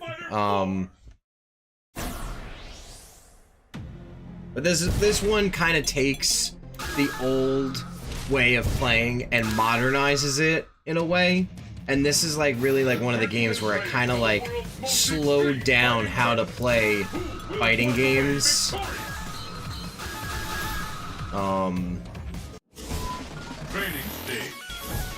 And really like wanted people to like casually get back into the game, but then when you sat down and like actually like learned how to do things, like this game introduces something called FADC, which is Focus Attack Dash Cancel. Yagano Gamer, thank you for the subscription. I appreciate it. So what this game has is the special move called Focus Attack, where you can charge it up, and it does armor on your opponent. But there are special things that you can do out of it. So you can dash forward and back out of it to kind of cancel the animation. But now, that could also be implemented into combos.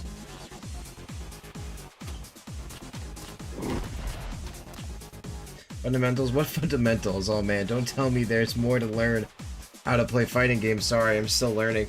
No, it's okay. Like, and that, like, fundamentals is something that you easily have to know for, like, all of fighting games. But once you know your fundamentals between all the games, it makes it easier to play and learn. And, like I was saying, like, this game has this focus attack that you can dash out of, but you could also implement that into combos. If you do it... If you do the focus attack during a move, you can cancel it into a focus attack. But now there's a way that it's interesting because you could also dash after it, and it's called a FADC, which is a focus attack dash cancel. So you can do stuff like that.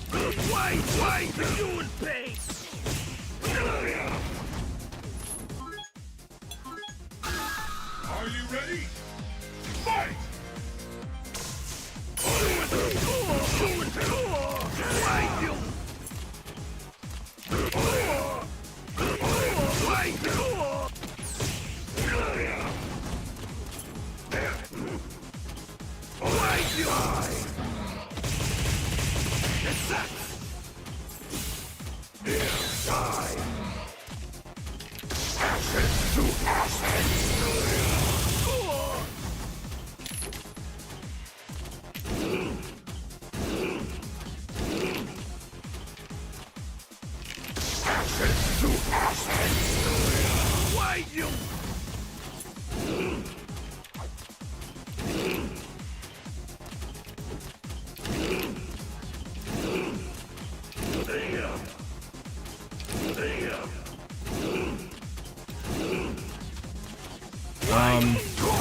But yeah, like the fundamentals of like learning any fighting game is like your footsies game, which is the space here of like, you know, waiting to see what your opponent does, you know, oh, I'm blocking, I'm not blocking, oh, I'm gonna move it up, I'm gonna, you know, bait an attack, and it's like, oh, I'm gonna get into his range, bam, I'm gonna hit him, like, stuff like that. Like, that's like a fundamental that you can always learn. It's like footsies, which is the battle that's happening down here. It's the mind game. There's also Oki, which is the wake up game. So like, Oki is this situation right here. Here, let me get a better. So Oki here, Okezeme, which is the art of waking up and choosing a move. So it's like, you don't know what your opponent can do on wake up. So you have to sit here and basically play like this rock, paper, scissors game with your opponent, where it's like, they're gonna wake up and I'm gonna press a button and hit them. Are they gonna block? Are they gonna grab? Are they gonna do an EX move out of it? It all depends on the character that they're playing, and also, you know, the character that you're playing as well. Because it's like, do I have a move that makes me invincible when I execute this move out? Do they have a move? And it really creates this pressure of that I don't know what they're gonna do when they wake up. It's like, oh, he's gonna wake up and push a button. Or no, see, like, he wakes up and he blocks. So, like, that was a bad call for me. Or, like, he'll wake up and maybe do a move, so I'll do something that dodges me out of the way. Or, like, I didn't want to do that. Oh, he's gonna wake up and block, I'm gonna wake up and grab. Like, that's Oki and stuff. Like, there's these little things that all add up that can make you better at fighting games. It's not just knowing combos and stuff like that, because that can get you so far, but it's being able to execute your moves and like, okay, he's doing this, like, if the guy is, let's say, jumping a lot. Let's reset it here. Will it make him jump? Yeah. So if he's jumping in a lot, and like he's jumping in at me to attack, which is basically... Like if my opponent is doing a lot of this at me, where they're doing jump, jump, jump, move to get around the ground game to try to like get out of this, you know, this grounded footsies game, and they want to take it to the air, you have to know, like, okay, if they're gonna jump in a lot, I gotta use my anti-air moves to knock them out of the air, to punish them.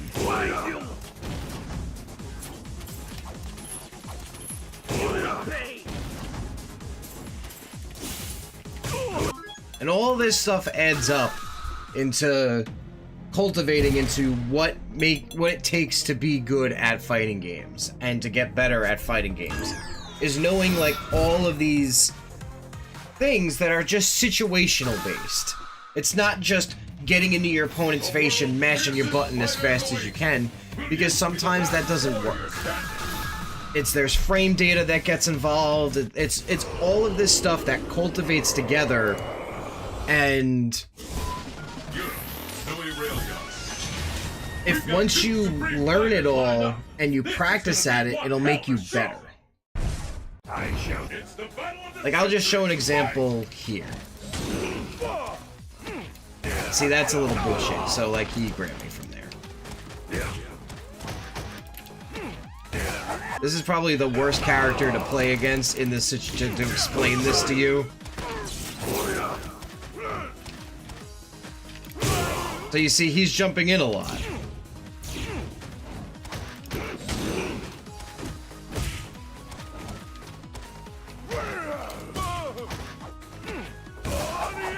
He's got these fucking one-frame command grabs. Like, he went to press a button. I knew he was gonna press a button, so I woke up and said something that would have been invincible.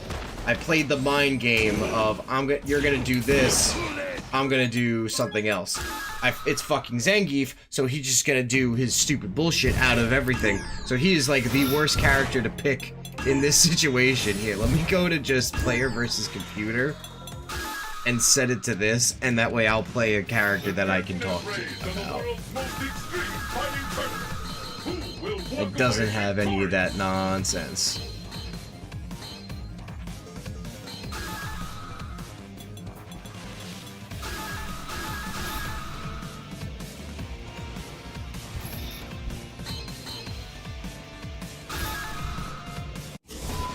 Foundation, Morning Mist Bay.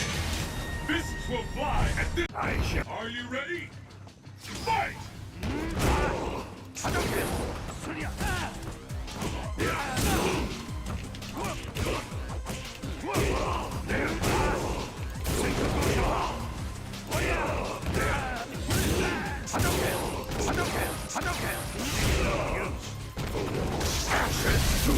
I did the wrong thing.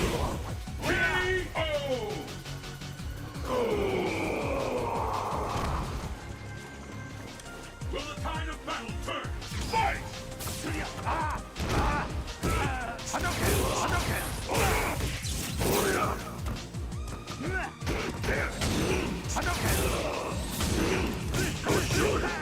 Yeah, so he jumps a lot.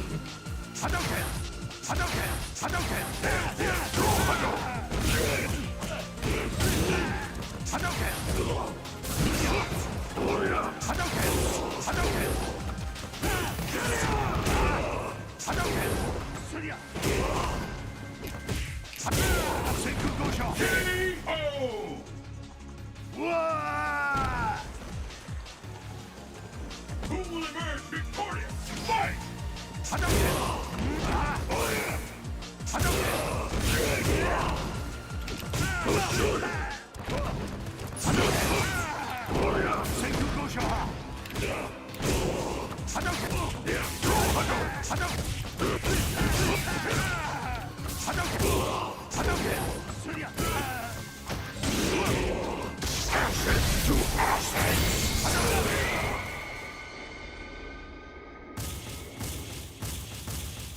In this game, it's a lot of frame trapping and stuff into getting your opponent to press a button, and then you press out the faster button, or you do the faster move. Because, like, his fireball wasn't going to win against my super fireball. Stuff like that. Or, like, on Wake Up, I'm going to do EX Dragon Punch because it's going to be invincible.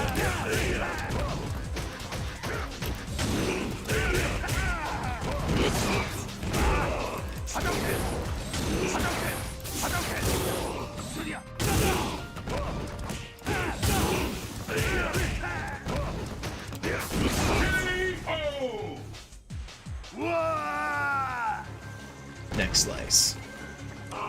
What will happen now? Fight!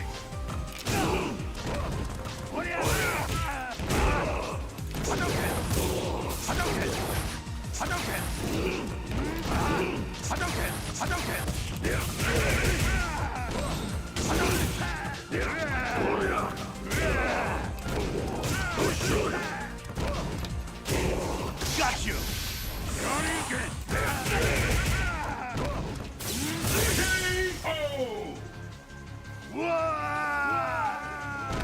Yeah, so You win!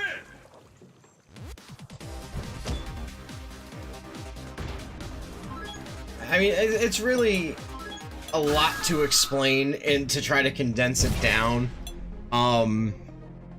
But the reality is that, like I said, you have to practice at it. You have to know, like, okay, in this situation I need to block. In this situation I need to not press a button if they're gonna do the same thing over and over again. Like, that is really the bread and butter of learning a fighting game, is knowing what your opponent is going to do. You have to take it like it's an actual sport, like it's an actual martial arts. It's like, okay, he's gonna execute this move whenever I get this far away or this close, so how do I counter that? And it's learning through the specific game that you want to play, through its mechanics and its fundamentals and its what you can do in it, Who will walk away victorious. that'll make you learn how to play better. So it's like if my opponent is jumping at me a lot, I'm gonna anti-air him. If he wants to play the long distance game, then I gotta move in on him, depending on the character I'm playing, because sometimes you're also playing a zoner, which is where you want to play far away. And so it's like you want to try to outplay them, or, you know, you gotta play the fireball game, you gotta play the rush down. You gotta, you know, go, alright, he throws a lot, so I'm gonna counter his throws with my throws, and, you know, throw tech him to make sure that he stops throwing. If he's jumping in at me a lot, I'm gonna anti-air him so he stops jumping in at me. See, like, he's gonna jump over the fireball, so I'm gonna throw an anti-air at him.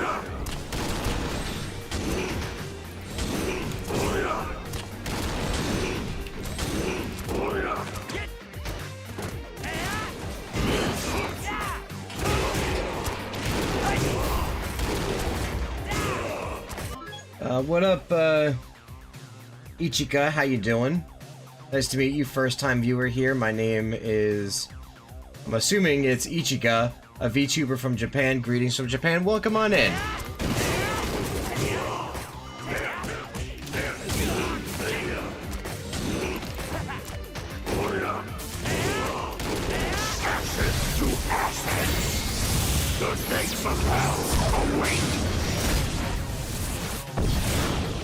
Like in that situation, I had Super or Ultra.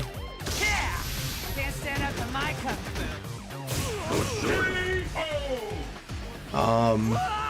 So like on Wake Up, I'm gonna throw out Ultra if he's gonna try to frame trap me with that move over and over again. Let's keep it up. Fight.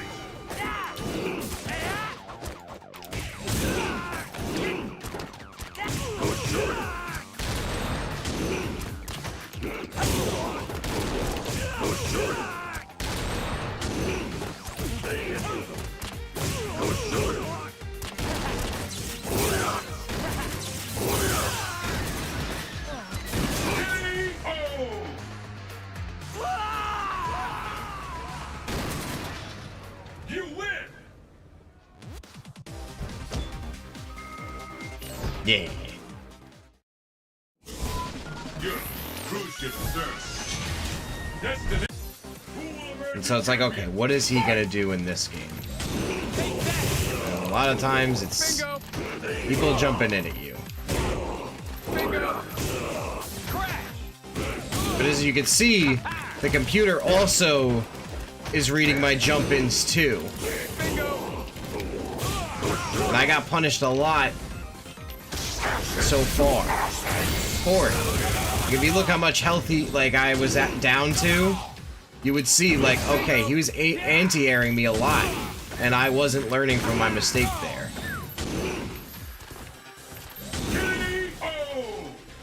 Like here, I wanted to play the distance game. Why? Because he doesn't have a good fireball, so I can throw mine and have him come in at me. And if he has a bad approach, I can counter it.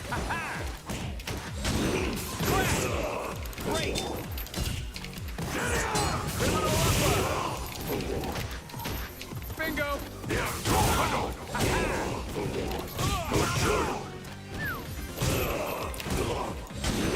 Making me sleepy.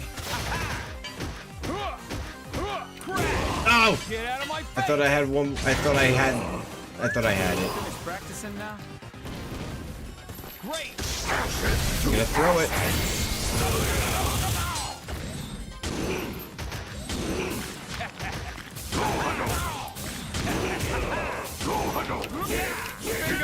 Ah, damn.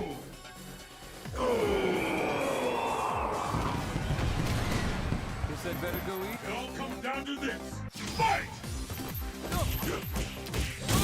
Bingo! Bingo! Hey! Bingo!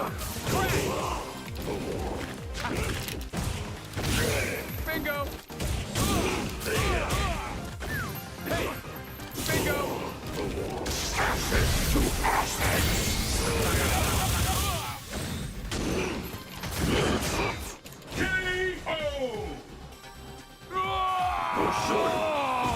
Yeah.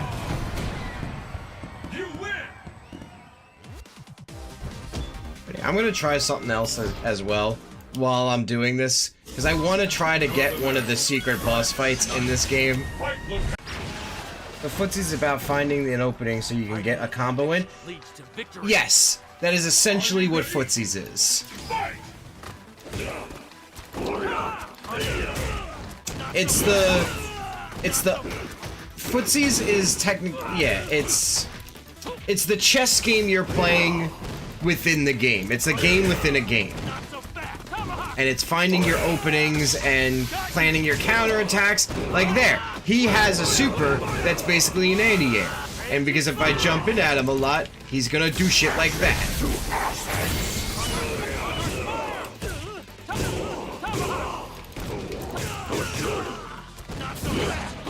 Like, he has a lot of fucking utility against what I can do.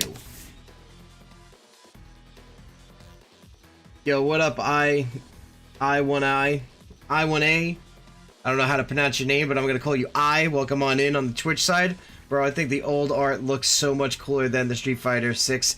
I agree. Street Fighter 4 still looks good to me, and this is a almost 20-year-old game. And it still looks good to this day. Let's keep it up. Fight! Not so fast. Not so fast.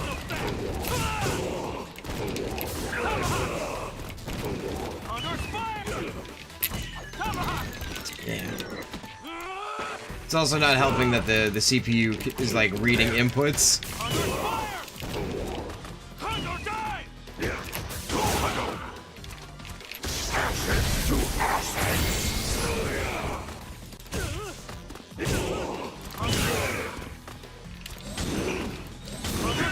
Ah. EX through that. That's crazy. You lose.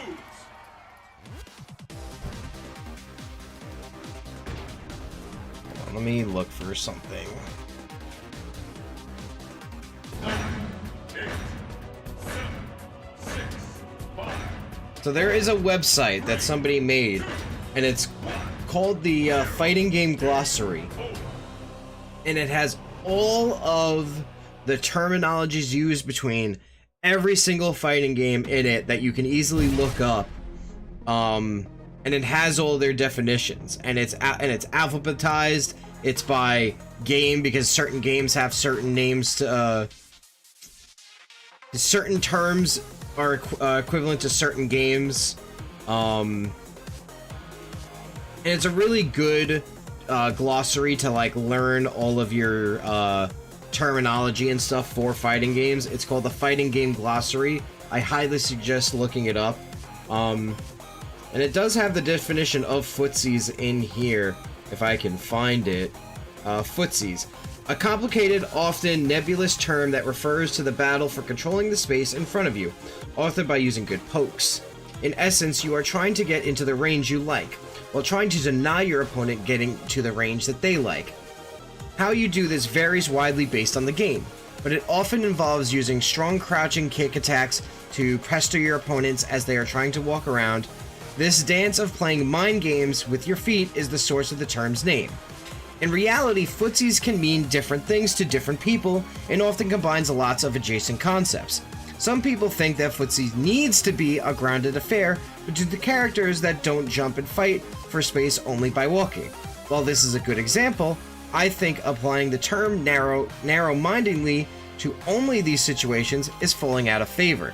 As more people play more diverse fighting games, they're realizing that you gotta get the feel of footsies in lots of different ways. And this battle for space can extend to the air or to movement options beyond walking, quite easily. That said, using amazing footsies to perform awesome whiff punishes will never fall out of style. And that is the term of footsies in the Fighting Game Glossary, which is basically what I said. Is finding this space while you're playing and getting an opening while denying your opponent the same thing. Like that last game, the T-Hawk was denying everything that I was doing. He was playing footsies. Or before, where I was like, oh, he's jumping in at me, so I'm gonna throw a fireball, he's gonna jump, that frame traps him into the jump, I'm gonna anti-air him. Like, that's footsies. And all of that stuff really matters when you're playing. Like with the term that I was talking about before with like Oki, that's on here as well. Let me find the term for Okizeme.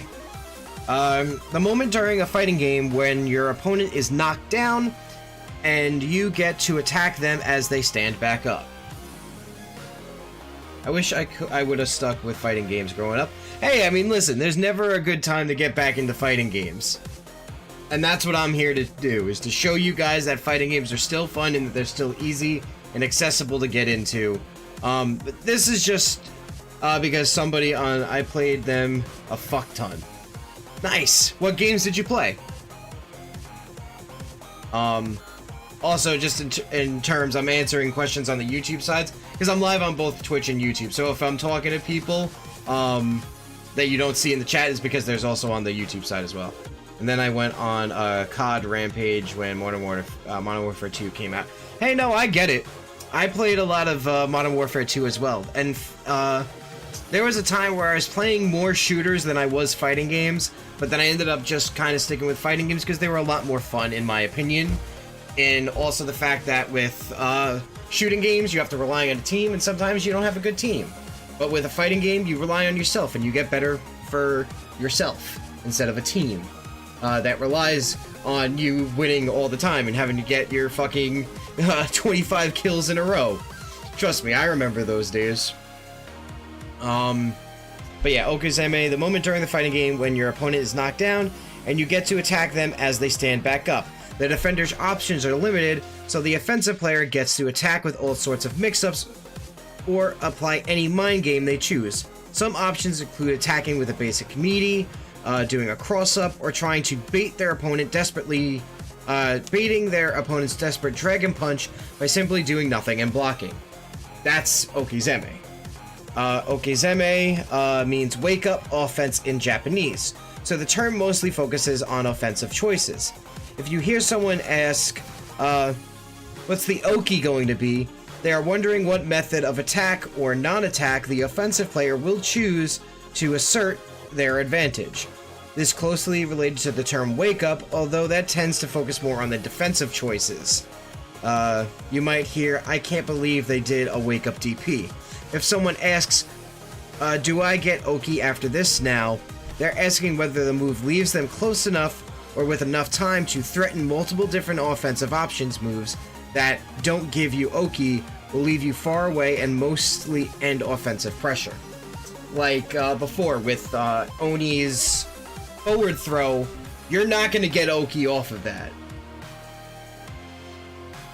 What did you rate? Let's see. Tekken versus Street Fighter. Or Street Fighter versus Tekken, because Tekken versus Street Fighter does not exist.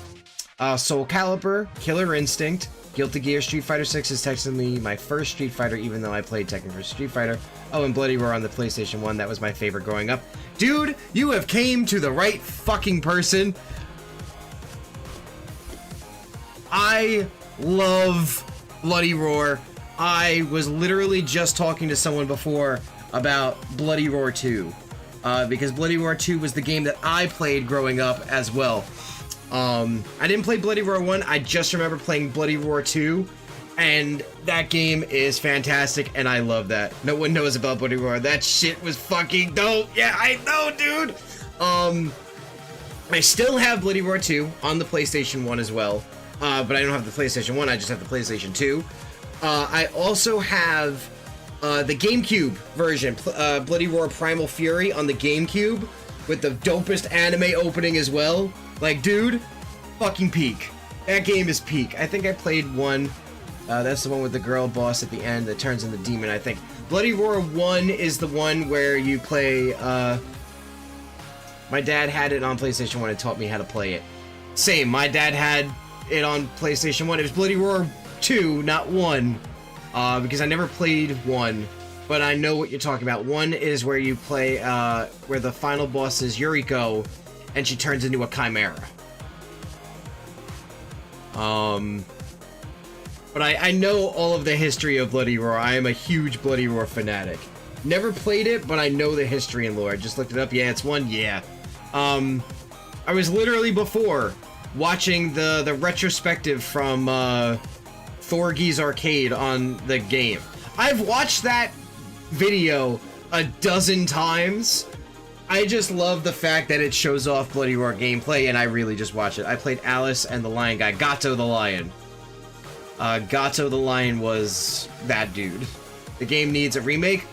Dude, they need to remaster it, and it has to be specifically Bloody Roar 2.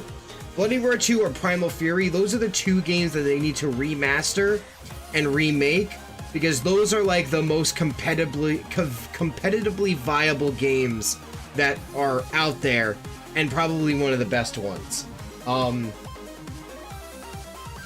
I also technically made a Raspberry Pi box just so I can play Bloody Roar again. Like, I literally put together a mini PC and fucking made a little home console just so I can play Bloody Roar 2 again. I thought it was wild because it was like the first 3D fighter. And that's the interesting thing about Bloody Roar 1 and 2, is that they're technically not 3D fighters. They're technically 2D fighters that play on a 3D plane. At least those two. Where you have this weird sidestepping mechanic that's not tied to jumps at all. Ever played Dragon Ball Budokai? I really love playing that game on PSP. Broly firing. Hard to beat. Yes, I loved Dragon Ball Z. I played Budokai 3 all the time. Growing up, Budokai 3 is probably my favorite of the Dragon Ball games, because it's a mix between being like this arcade, like the arena fighter, but also a serious fighter. I didn't like the Tenkaichi games, but I loved Budokai. I love the intro for Budokai 3 as well. That's the one with the super hard guitar riff at the end with Goku flying, at the beginning with Goku flying through the clouds. Dragon Ball is Budokai. That, I don't think I can get it on here. If I can get it on here, then I would, but I don't think it's on the PlayStation store to buy at all. Because I know they did come out with the collection. They came out with a version.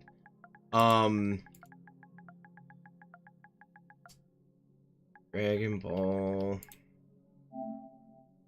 That was like a weird remaster for... It's not going to be on here at all. Because I think it had Dragon Ball Budokai 1 and Budokai 3. It didn't have 2, but it had 1 and 3 on it. It's not on here. I'm pretty sure I'd have to buy the physical version from, because I think it was on Xbox that they sold that on.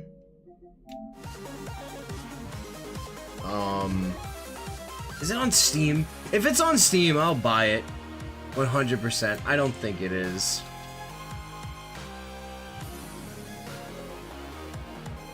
Dragon Ball.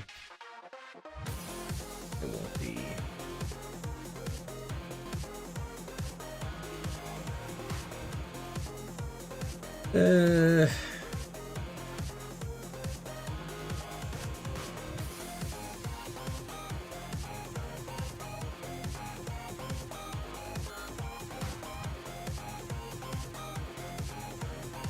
It is not showing everything Dragon Ball. That is weird.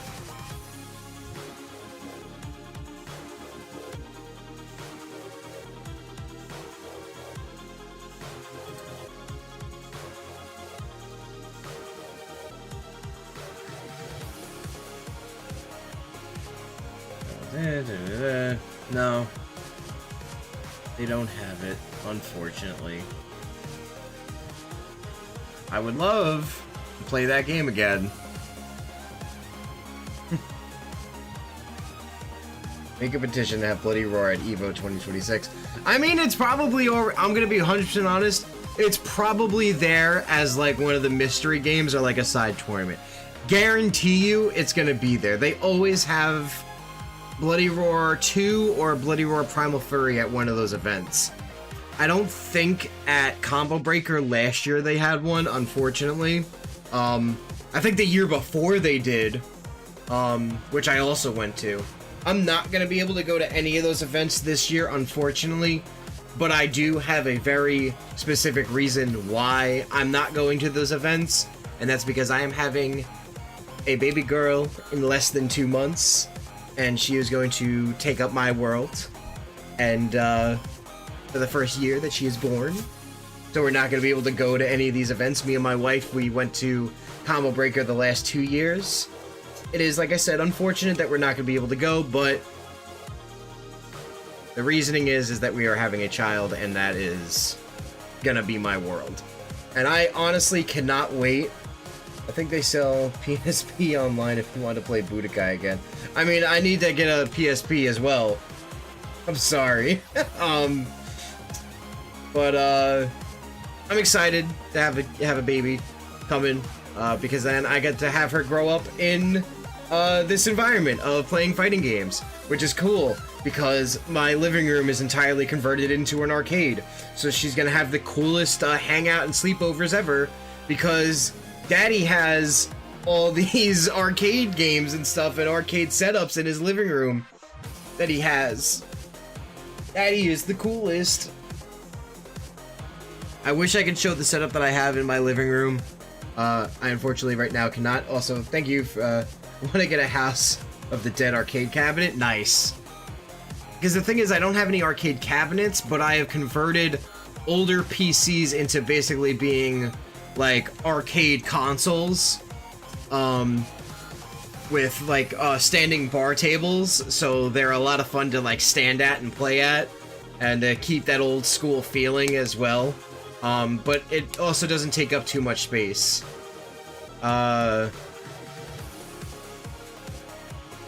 I just looked up why did Yuriko turn into a demon in Bloody Roar 1, but she was a cat in all the other ones, you know? She was experimented on. She was technically experimented on, and because she was experimented on, her DNA got mutated to where she turns into a half-beast. That is why she is called Yuriko the Half-Beast in Bloody Roar 2, and so on and so forth, to make her a playable character. But yeah, she was technically a chimera, not a demon, and yeah, that's why they did that. Her DNA got messed up during the experiments, so she can only half transform into the half-beast form instead of going to full chimera mode.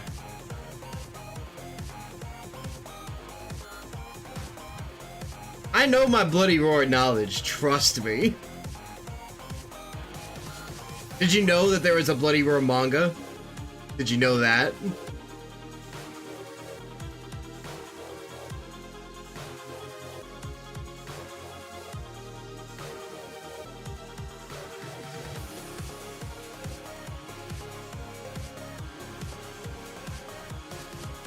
And the manga...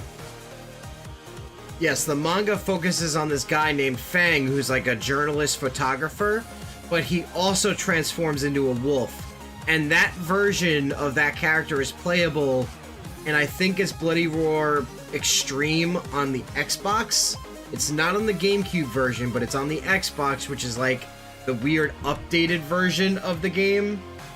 Where you can play, it's, he's an alternate, not an alternate color, but he's an alternate character select for Yugo, because he also turns into a wolf as well. I played a lot of Baruko, maybe explains why Tekken, I love Heihachi so much. Bakuru the mole. I mean... he's a ninja, less of a martial artist. I would see if you played Gato a lot, and you went into Heihachi, but not Baruku. Baruku the mole. I'd see more Raven. Oh, okay, you're thinking of him in 1. I was thinking of him in 2. The 1 in 2 is different than the 1 in 1. The 1 in 1 is a bit different, where he does have the spiky hair and he's got the headband and stuff. Yes. Which is funny why they changed how he is and how he looks in Bloody Roar 2.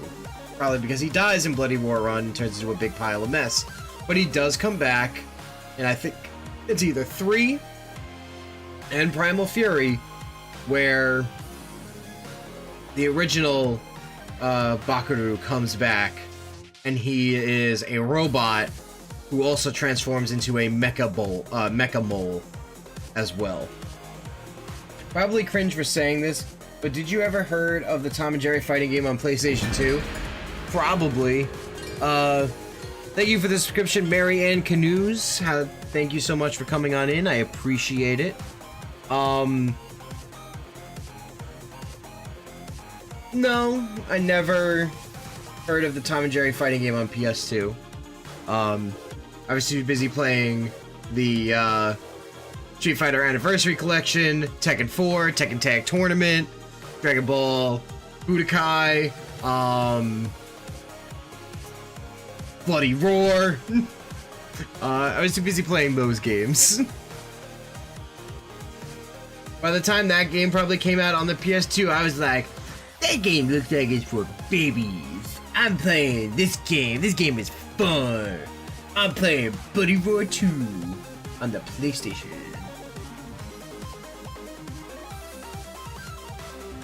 What do you think is harder to master as an overall, Street Fighter or Tekken, growing up playing them all? Tekken.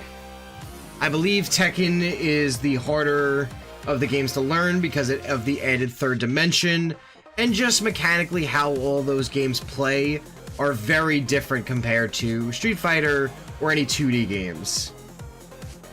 I think Tekken easier to steal games, in my opinion. It depends on the game, and it depends on who you're playing. I will say 100%. Being that I competed in Tekken and Street Fighter in the last 2 years at Combo Breaker, Tekken is definitely a harder game to learn and understand, while Street Fighter is a little bit easier, in my opinion. You can definitely cheese some things out in Tekken, but if you're playing against the wrong person or the right person, they'll easily counteract whatever that is. Or did you play in both games? I mean, I still play, as well, Tekken as well. Like, look at this is my PlayStation list, okay?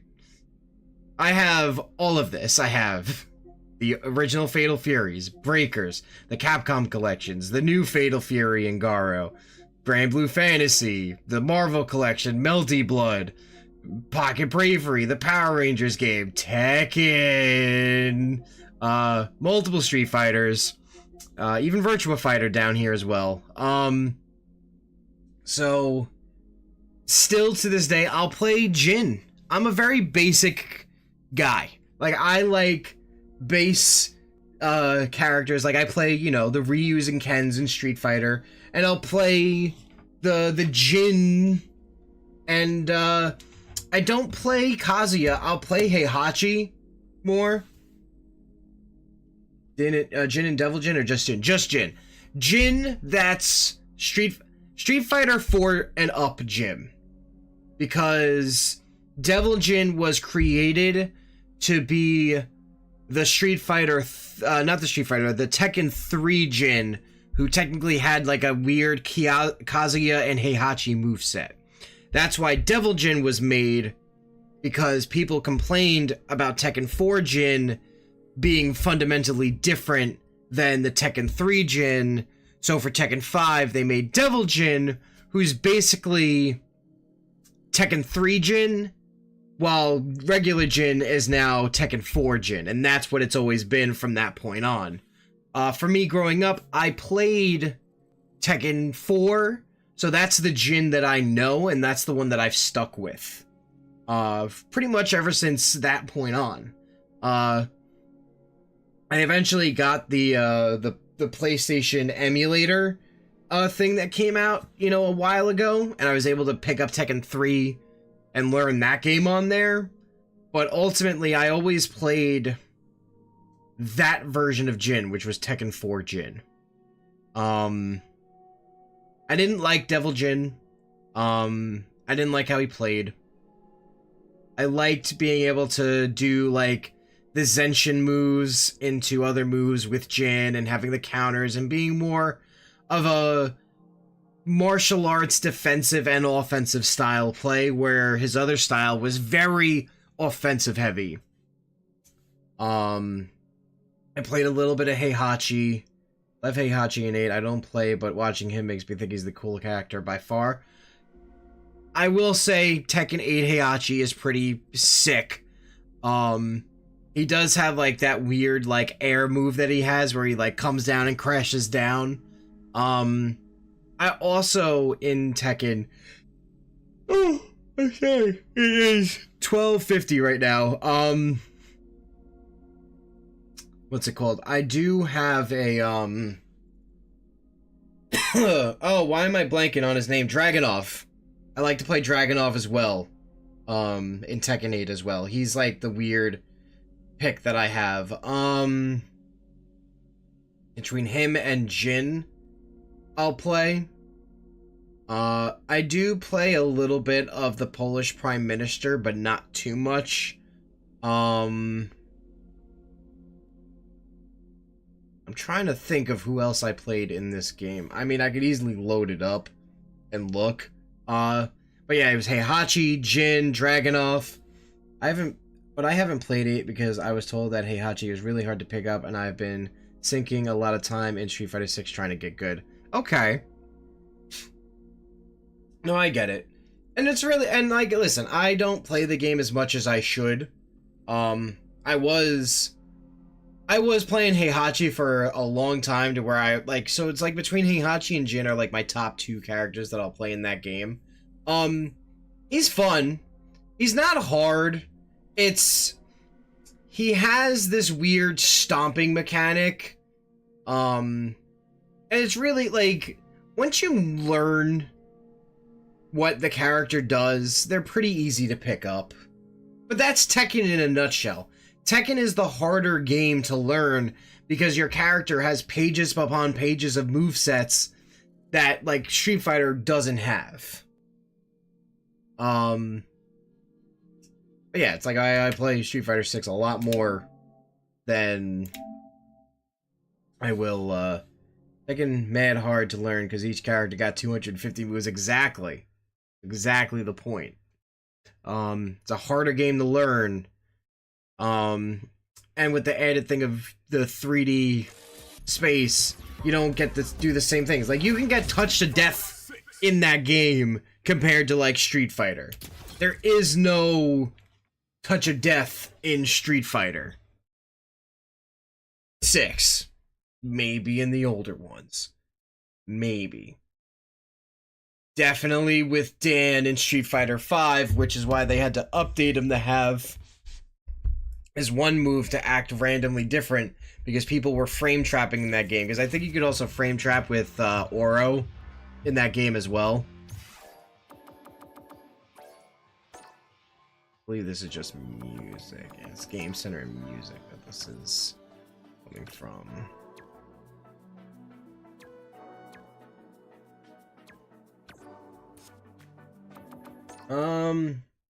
They get a high level Street Fighter is more competitive and mechanical.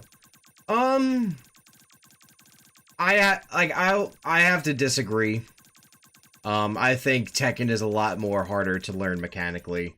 Technical, not mechanical. I still think it's Tekken above Street Fighter. I think Street Fighter is definitely more Street Fighter is the easiest, is the one that's more easier to learn compared to Tekken. Because you can play, like,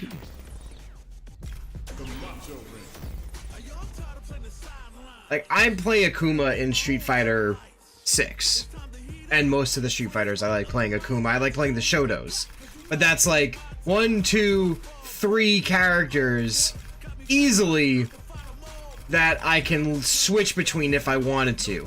Play them a little bit differently, yes. But you're too nice.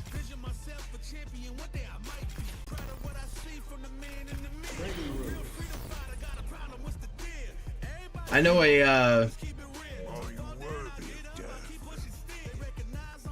but if you played Mishima, you could say say same shit. But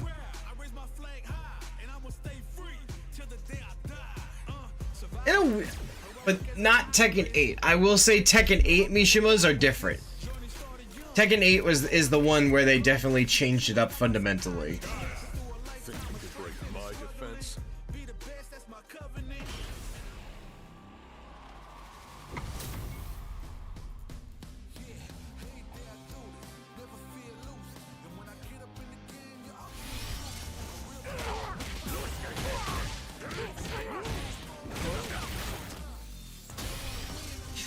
I was showing off this combo before. It's a 70% combo that you can do with Akuma.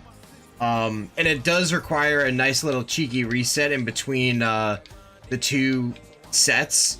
So you basically get him in a situation where you gotta do the launcher into the dive. And after you do drive rush, cancel, launcher into dive, when you land, you have enough time to throw out a your drive impact. So you can do like, obviously your opponent can counter with their own drive impact, but in that situation, they're not expecting that to happen. And what will happen is they wall bounce,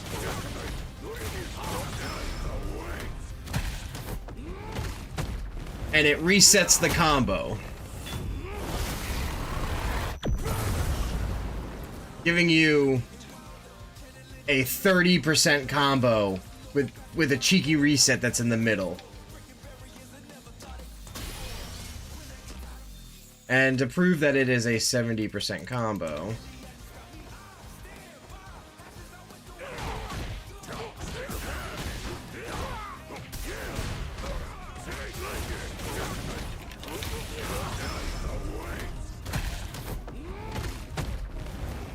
and I technically did the one with more damage because I did medium lava fist instead of light lava fist, which guarantees that kill.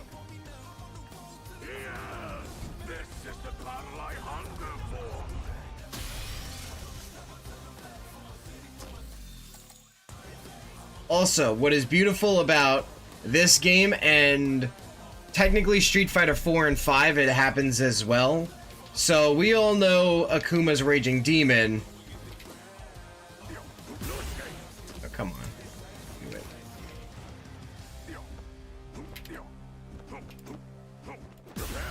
Why is it doing that? There we go. Which is that input. Light punch, forward, light kick, heavy punch. Yeah. I found out that if you have all the punches macroed to one button, it counts as the light punch. So, watch this. Oh, come on, game. Don't do this to me.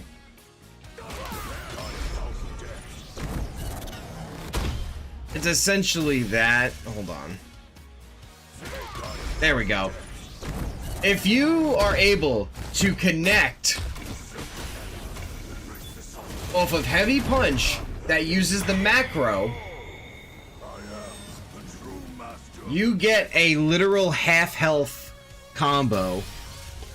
And I just realized I was stuck on the small screen, not the big screen, for you guys to easily see that shit.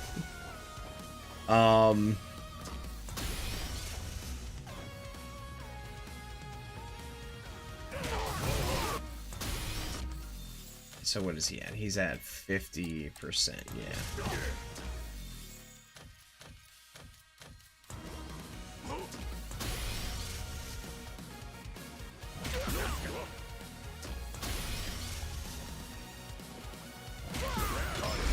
Because if you do the drive rush,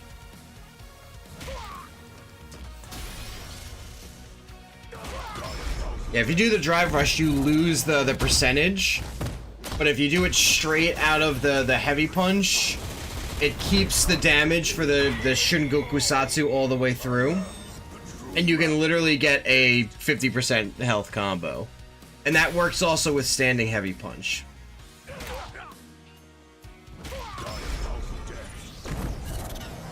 But it's only based off of the, if you have it macroed with all 3 punches, because that's something I was doing in Street Fighter 4 days as well.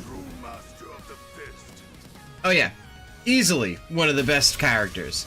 Street Fighter 4, I'll play Oni above Akuma, because he's just Akuma but plus.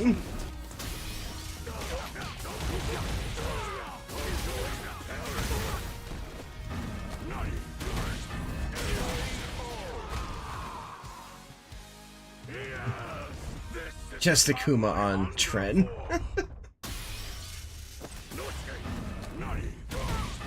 I also love the fact that they gave his teleport a command grab out of it now. That's a fun tech to do, by the way. Like, if you're in one of these, you can do this and get this nice little grab combo out of it. How much does that do by itself? 2,200? Yeah, so like...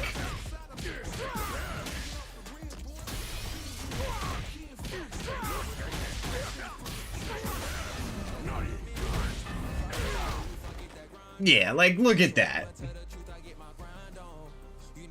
Like, you get that little cheeky reset to get more damage out of that combo.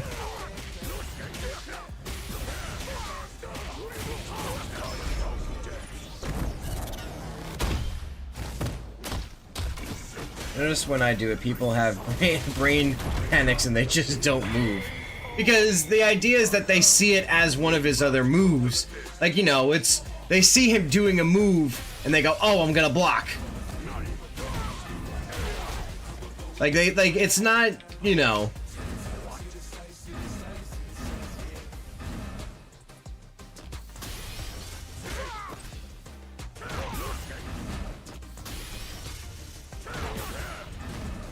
hold on, there's...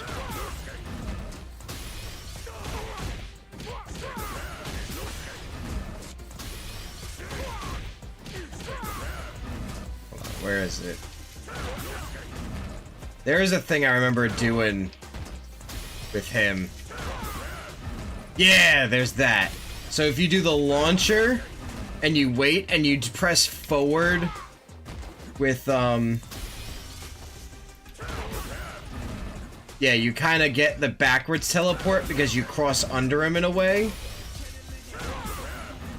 But it keeps you close.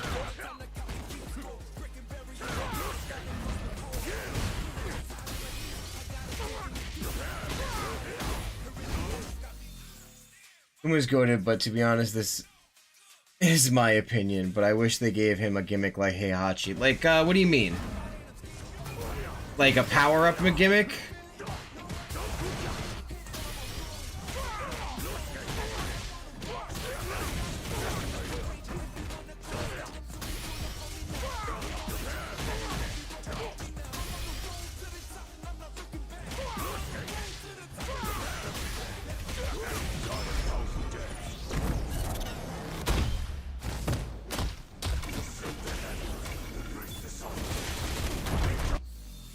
Oh god, hi. Yeah. Scared me.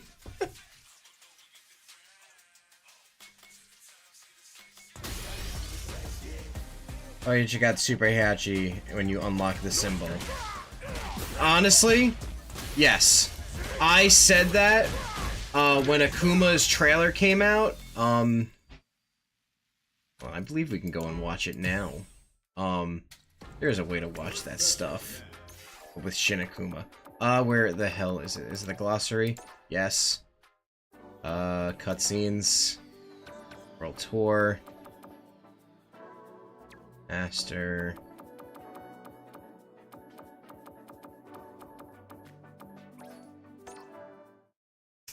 So, when they showed off the trailer with Akuma, they have this moment where he has this aura that's around him, and in my head, I'm like, oh, because the aura makes him look like Oni. So I thought they would give him Oni's moveset, or that he would get a,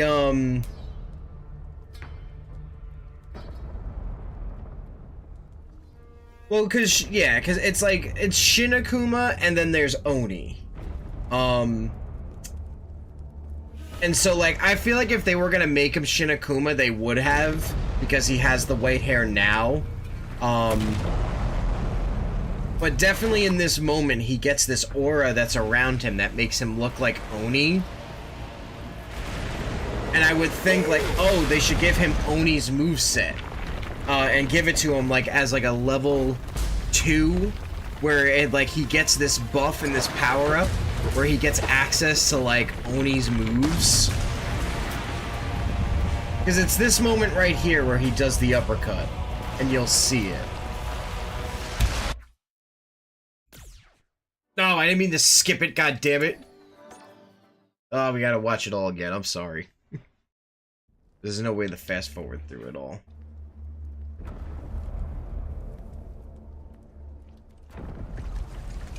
Kuma is dope. Yes.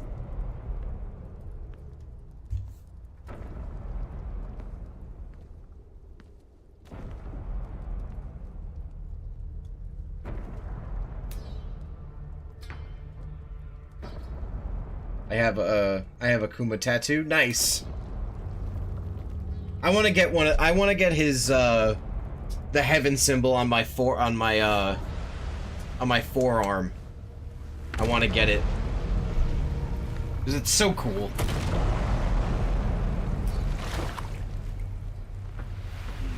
Nah, fuck that.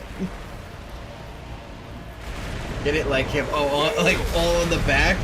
Nah, I don't have from the shoulders to the waist. Nah, my wife would hate that. It would be cool though. I will say, like, if you win a tournament and you do that, and you rip off your shirt and you have the symbol. So, okay, so this moment right here. So, you see? He gets this aura that's around him. Like, you see this demon face.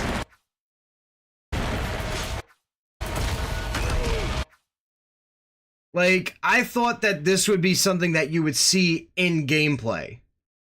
Like, that you would see this demon aura around him, and that it would be, like, access to the Oni power, because this is technically ahead of Third Strike, ahead of 4, where he would probably, at this point, achieve this level of power. But they don't give it to him.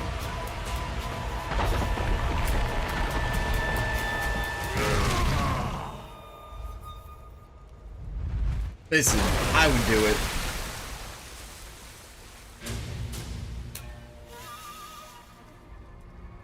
I think it's hard to give Akuma a power scaling. Don't know. I mean, essentially, but that's the idea with him being the glass cannon, of having the lower health of the game.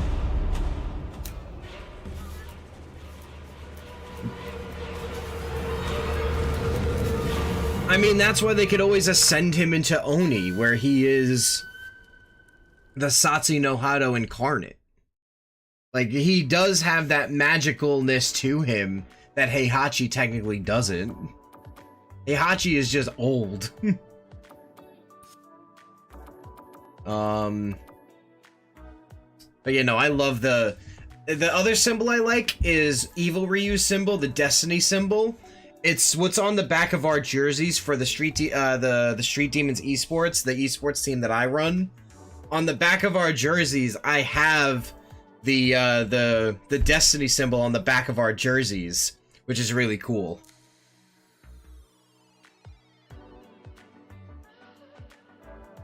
Yeah, technically he isn't really even human anymore.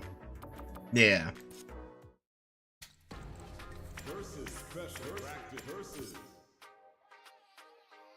Yeah, look at this man. Look at that. How hard is it to get sponsored by esports for Street Fighter? I mean, so there's having a team and then getting sponsors for the team. Getting sponsors isn't really that hard. You have to reach out to, like, you know, a company and be like, hey, sponsor our team. I don't have that for our team because I have my own personal sponsorships, so I feel like I don't need to extend it that way. My esports team right now is more catered for the growth of fighting games and playing, yes, on a competitive level. We do have people who play professionally on our team and play during TNS and stuff like that, but it's mostly for just getting together and having fighting games in a fun and healthy environment, where most of the time fighting games are very gatekeeped and stuff, and I don't like the fact that they're gatekeeped, so I made this esports team to really bring that out, the community of which. Will they put Gouken in Street Fighter 6? I hope they put Gouken in Street Fighter 6. Gouken was fun. But that's up to them. Yeah, so, if you type in !SDE in, the chat, the Nightbot should pop up with the link tree to all of the Street Demon stuff, which is our Discord, our, separate YouTube channel that we have. Right now, it's just me kind of running everything else. Seeing some badass girls playing Tekken, super crack players. Okay. But yeah, right now with my team, it's not a paid thing, where this is very much a esports team that is hobbified. Would I like it to eventually become something that, you know, generates money? Yes. How will that happen? I have no idea. But as of right now, it's a very fun place and a fun environment to join in and to hang out in. Thank you for the follow. I appreciate it. I don't know why you didn't follow when you first came in. But I appreciate it now. Thank you so much. Honestly, when this game came out, I had to check it out first. I get it. When this game was first announced, I thought R.E.V.O was gonna have Gouken's moveset. Enjoyer, man of culture, I see.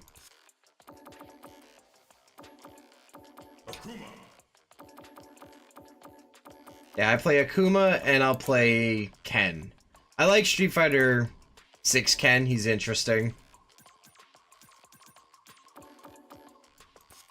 I did play him when I was playing Street Fighter 4 and stuff. I play Ken because that's my dad's name. Growing up, I was just like, hey, that's your name.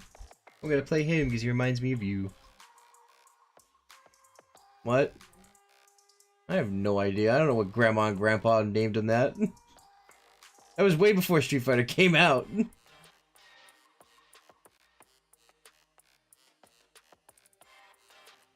I love Akuma and JP and Bison. I hate Bison. I hate Bison so much. Bison's stupid. JP, meh. I stick to my Shotos.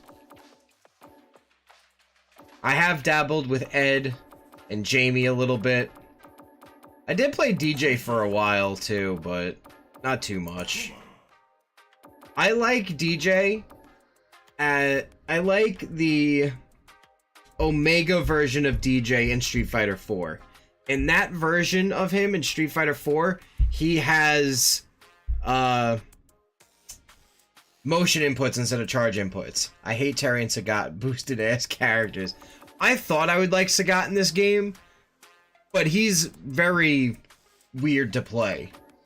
I thought I would like him because I like how he plays in other games, but then I also look at his ass and he's just big and lanky. Like, he doesn't feel like the mountain of muscle he is in other games. He feels like, why do I see his rib cage? I get it, he's old, but goddamn, give this man some more fucking ab muscles. My god. Like, this man hasn't eaten in days.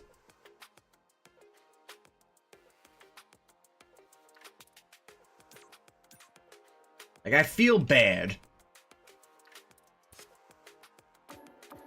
Like, Akuma has a more full stomach than fucking Sagat does.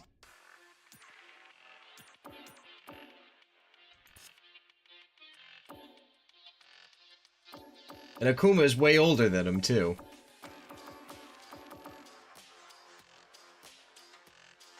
I would play Aki if I didn't play Akuma. Bro, Akuma muscle got muscles.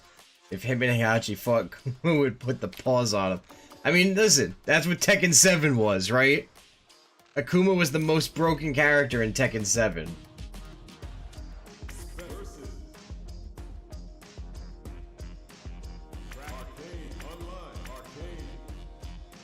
As even they knew. Yeah.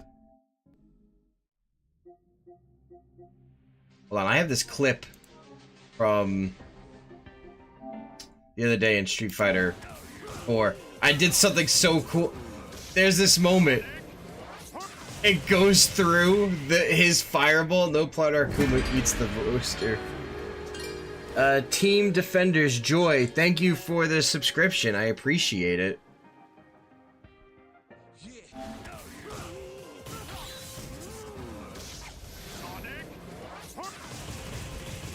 Oh, dope.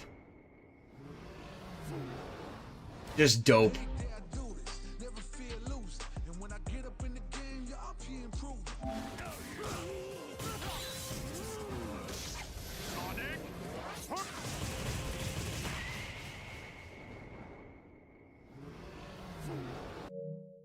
Love him.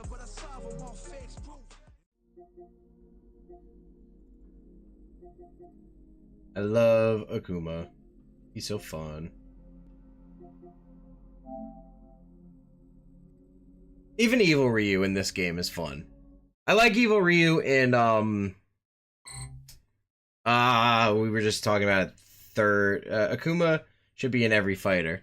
I mean, I feel like Akuma was the guest character for the longest time in a lot of, like, the older Capcom games, if you think about it. In, like, the older Marvel games, Akuma was always the guest character there. He was in Tekken.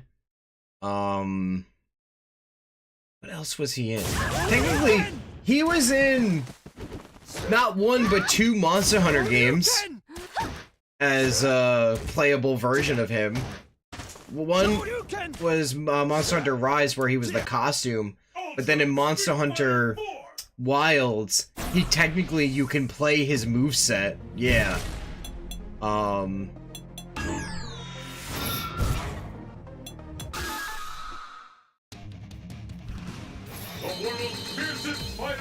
This is a character that needs to come back, though. Like, I love Gouken. Gouken is fun.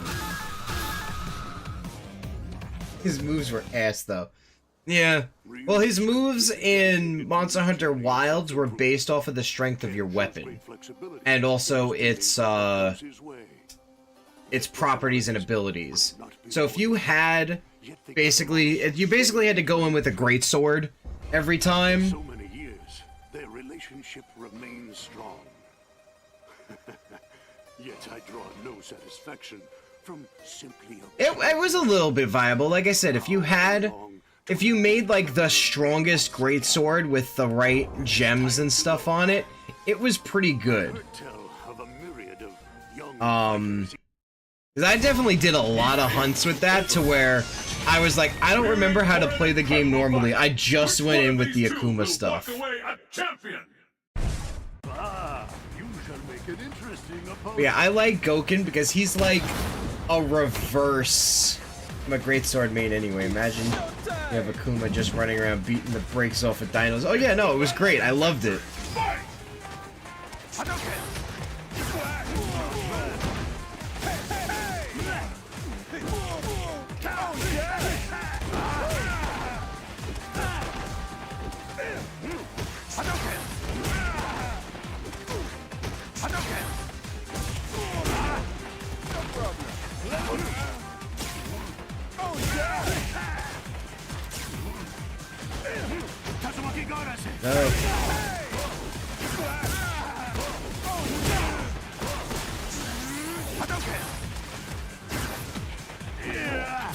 Ah, I missed it.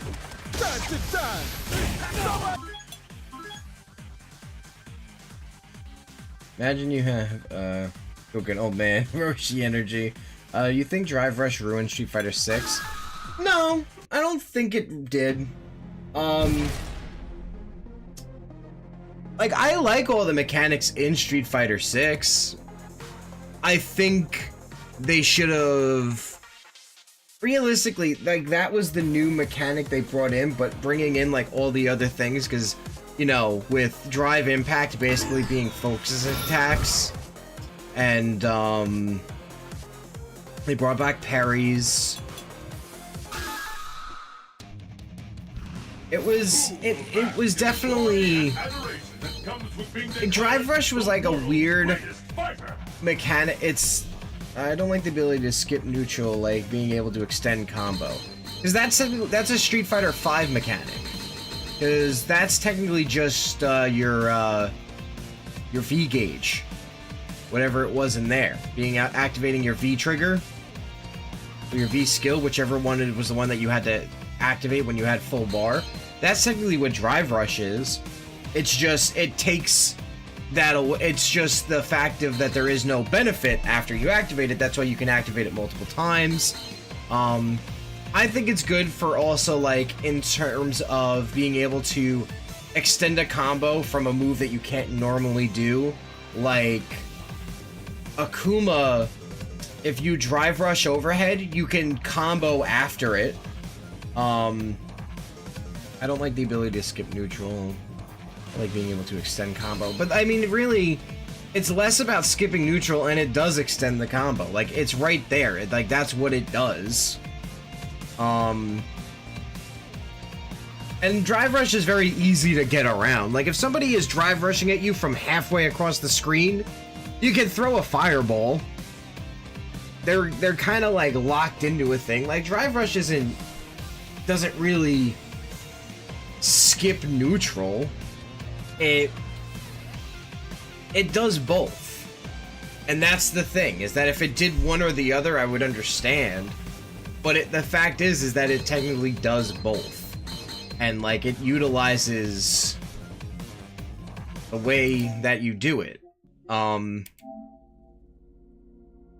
Like, in the sense of when you say skip neutral, like, what, after they do a combo and it extends it? Or when they're, you know, all the way across the screen and they Drive Rush into you? Because you can easily stuff it. Trust me, you could easily stuff a Drive Rush, especially with the Kuba. Fucking Heavy Punch stuffs Drive Rushes so easily. Like, it's not that much of a threat.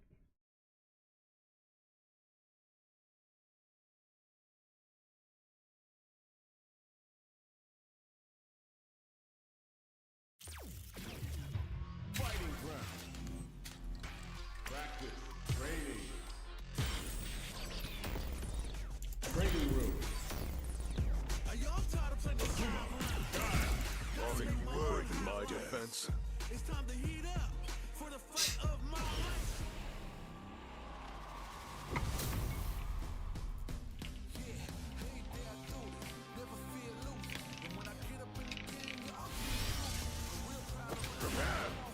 Like, I mean, if you're all the way over here and you Drive Rush in, that's a lot of time for your opponent to do something. But, like, if you're talking about, like if they're blocking and you do this, I'd rather be able to get out of the... Hold on, let me set him to block. My...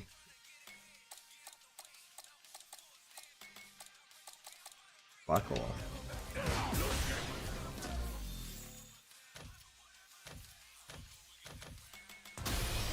But if you're a range champ and start round and they just Drive Rush in your mouth for a mix and bypass footsies feels bad. I mean...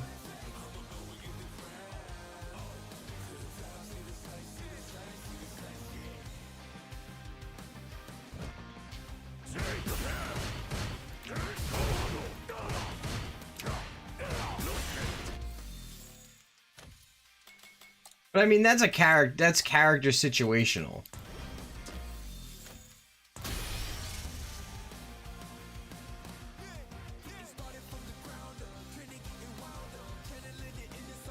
And JP does have moments to get around that. That's what his counter's for. That's why JP has the counter that he has, if you think about it.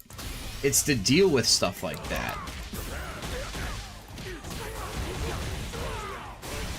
I don't like Drive Rush for the fact of how much it eats from a combo that you can do. And you have to find the ways to get around doing all that.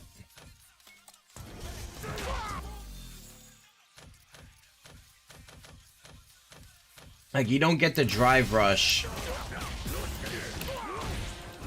and do certain things because your scaling goes down so much. Like here, let me do bam, bam, bam, bam, bam, bam, bam, bam. That is 2,621. Let's remember that number.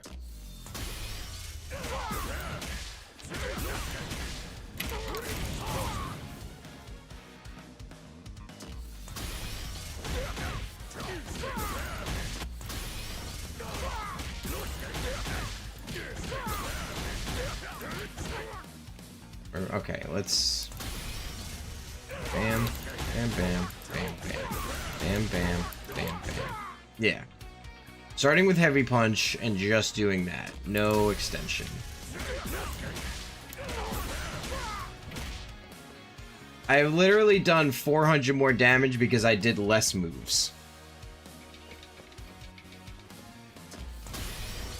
The scaling off of Drive Rush is insane to me.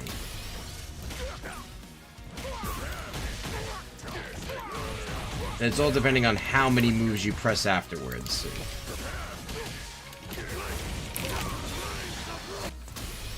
This is why I like Drive Rush, because you can do this into, come on, into that, which can lead into situations like this.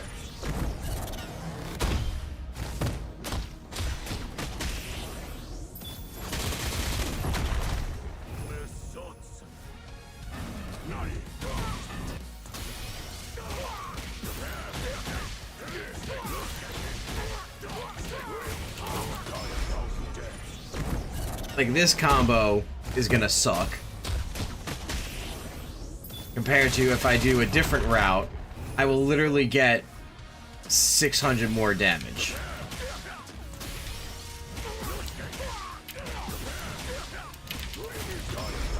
And all I changed, hold on, I did it wrong.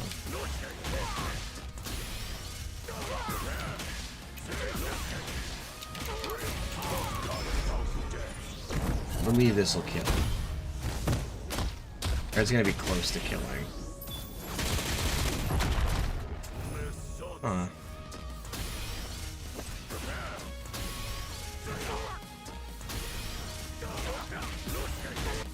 So if I do bam, bam, into this. Bari Card, thank you for the subscribe. I appreciate it.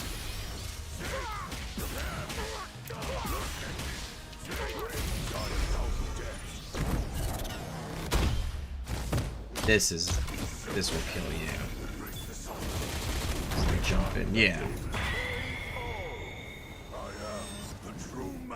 And that's technically missing an attack too, because I did that early out of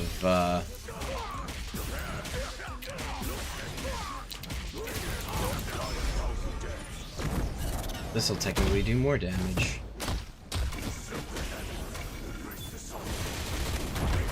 Yeah.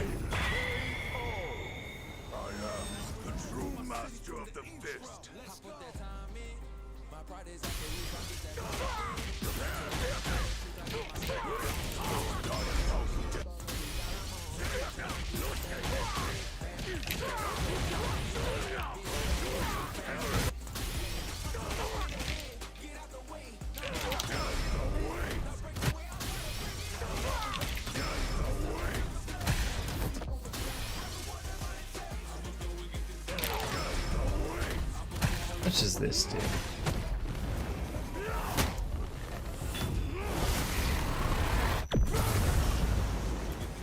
Yeah, that's crazy.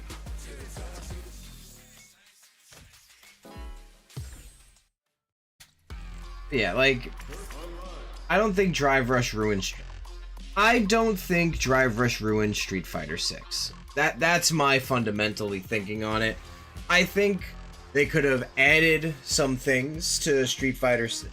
I think what made Street Fighter 6 bad is them taking away certain mechanics from characters that made them good.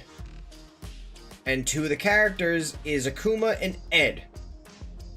There are things that they took away from them that I'm kind of upset about. The thing that I'm upset about with Akuma is his teleport, and basically the same with Ed and his dash attack. I think they should be Fireball Invincible. I mean, at least Fireball Invincible. Maybe not as invulnerable as the teleport used to be for Akuma. I would, if there's a way to not have it be that, then fine. Great, make him be invincible throughout all of it. But I definitely think Akuma's teleport and Ed's rush should be Fireball Invincible. Because how can we have DJ have a Fireball Invincible dash, but not Akuma and Ed, who are characters that originally had Fireball Invincible dashes?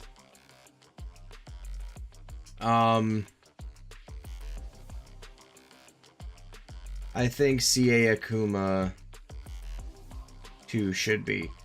Raging Demon is Fireball Invincible. That already is Fireball Invincible, is Raging Demon.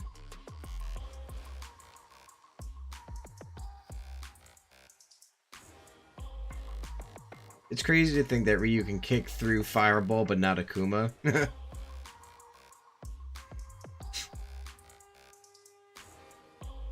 Yeah, technically, his Raging Demon is Fireball Invincible, but if his regular CA isn't, that's kind of weird. But, I mean, isn't all level 3s just invincible anyway?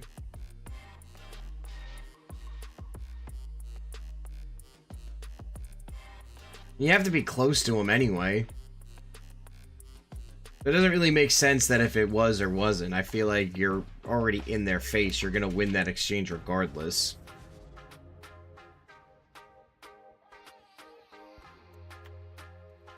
Casual mass.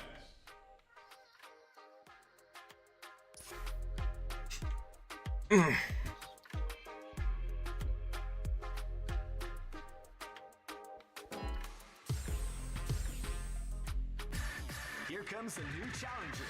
You must crush them.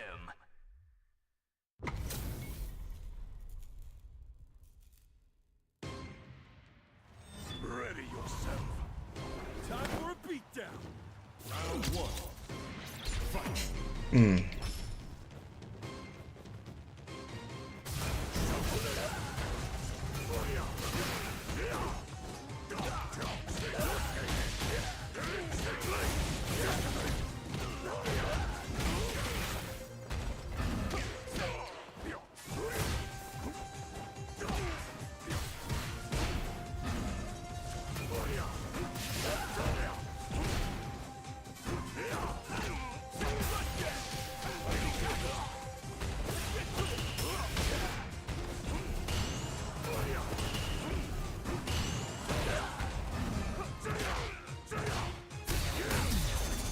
Damn. I'm gonna eat this combo hard.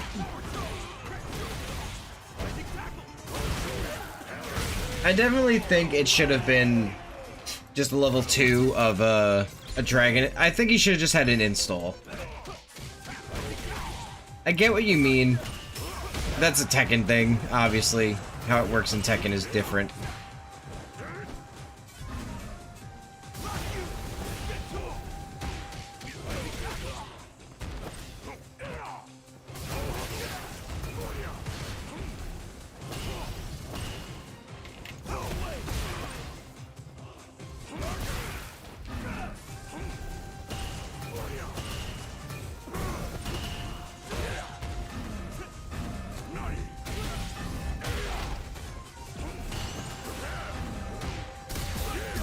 Ah, damn.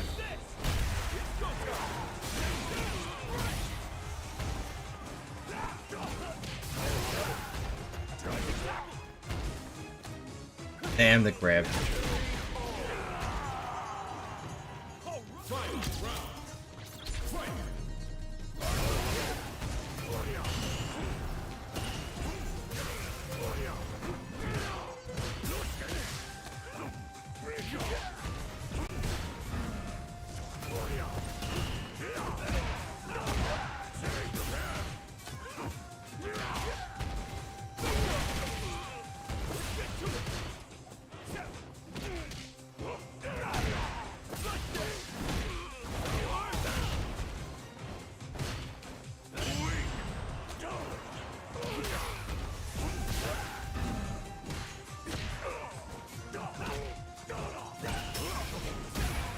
I'm gonna eat this combo. I thought the DI looked unpredictable. I mean, he definitely had time to get around it.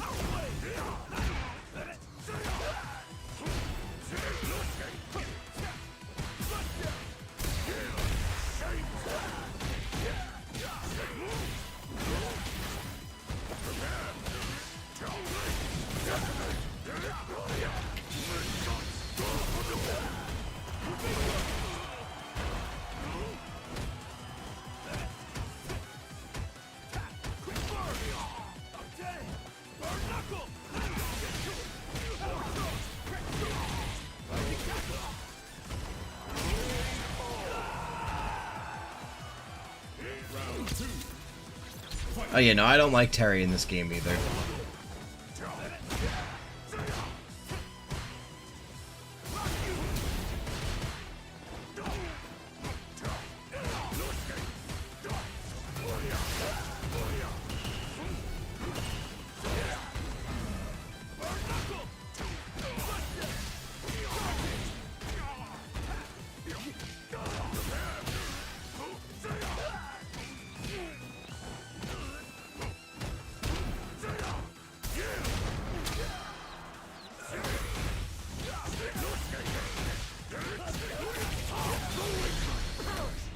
There we go.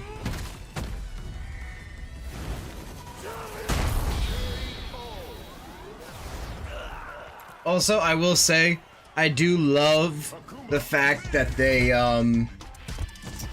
added the different hub designs to this game. Definitely something that future fighting games should think of implementing.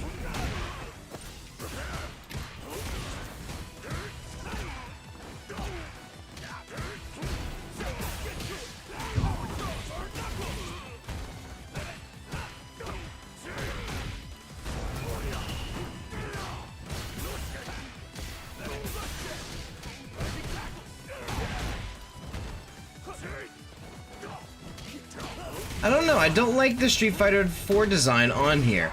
I think the Street Fighter 4 design works in Street Fighter 4, and that's it.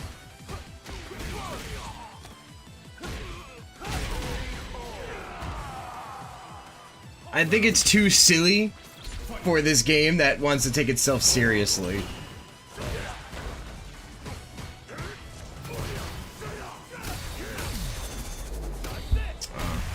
Yeah, because crouching attacks can be cancelled into DI.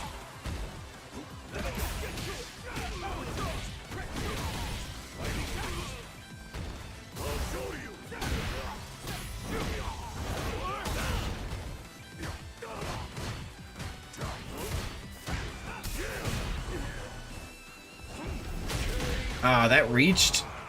Alright. Guys, just give me a second because I gotta check on something. I heard a noise and I want to go see what it is. So give me 2 seconds.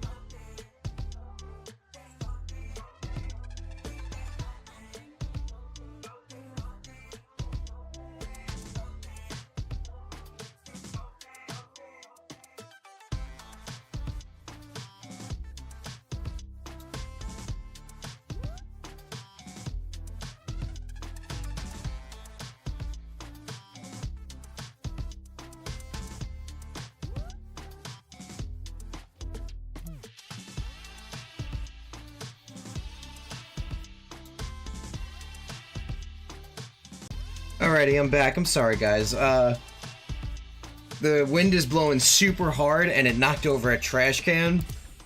So, I didn't know what it was. So I just wanted to make sure it wasn't something else that was going on. And he just sent Revy straight to go see his father. Yeah. Although he did get his licks back. I don't like Terry in this game. Terry is not enjoyable. I think he's better in Fatal Fury. Here comes a new challenger. You must crush them. If I hear say I'm going outside with my oil, they're gonna wish I had a gun. Damn.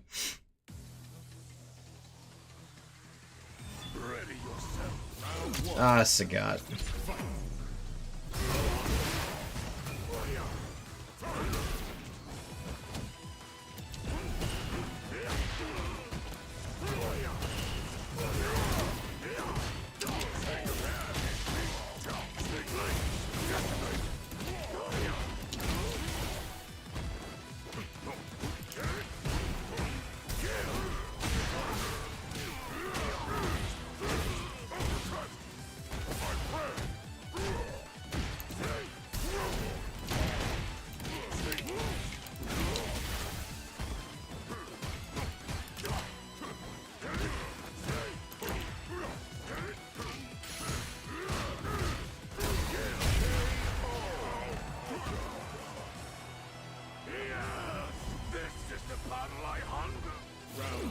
Mine's a bit more different than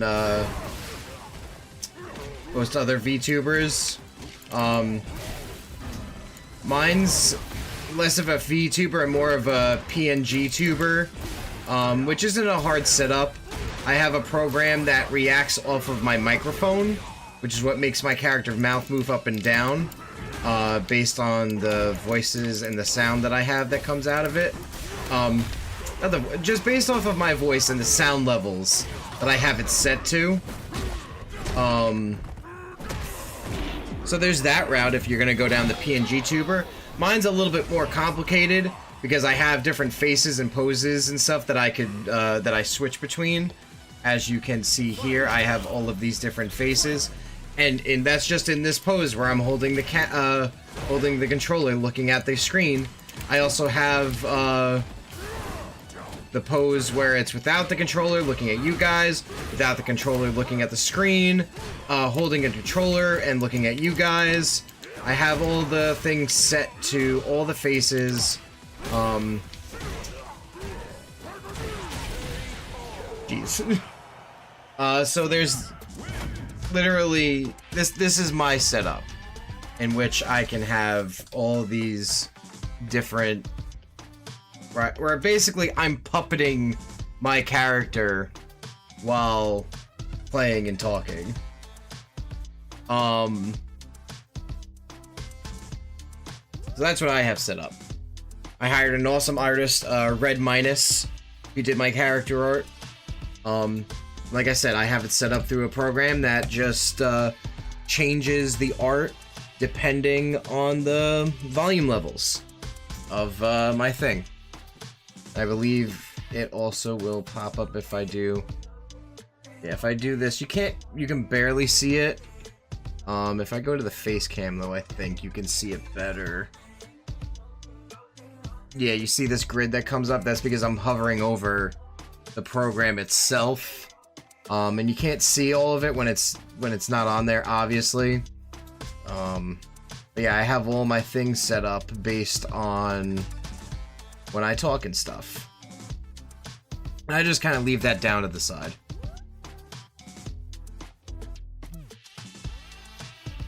And that's probably the easiest, not the easiest, but probably the most less graphically intense one.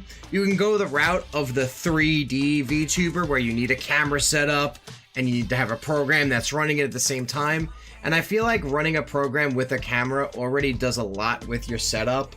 And then if you were streaming off of it as well, like it's probably gonna cost you a lot more power and hardware off of that setup, doing the 3D model and all that stuff, I'm pretty sure there is a way where you can get a 3D model up and you don't have to have a camera on to be able to track you.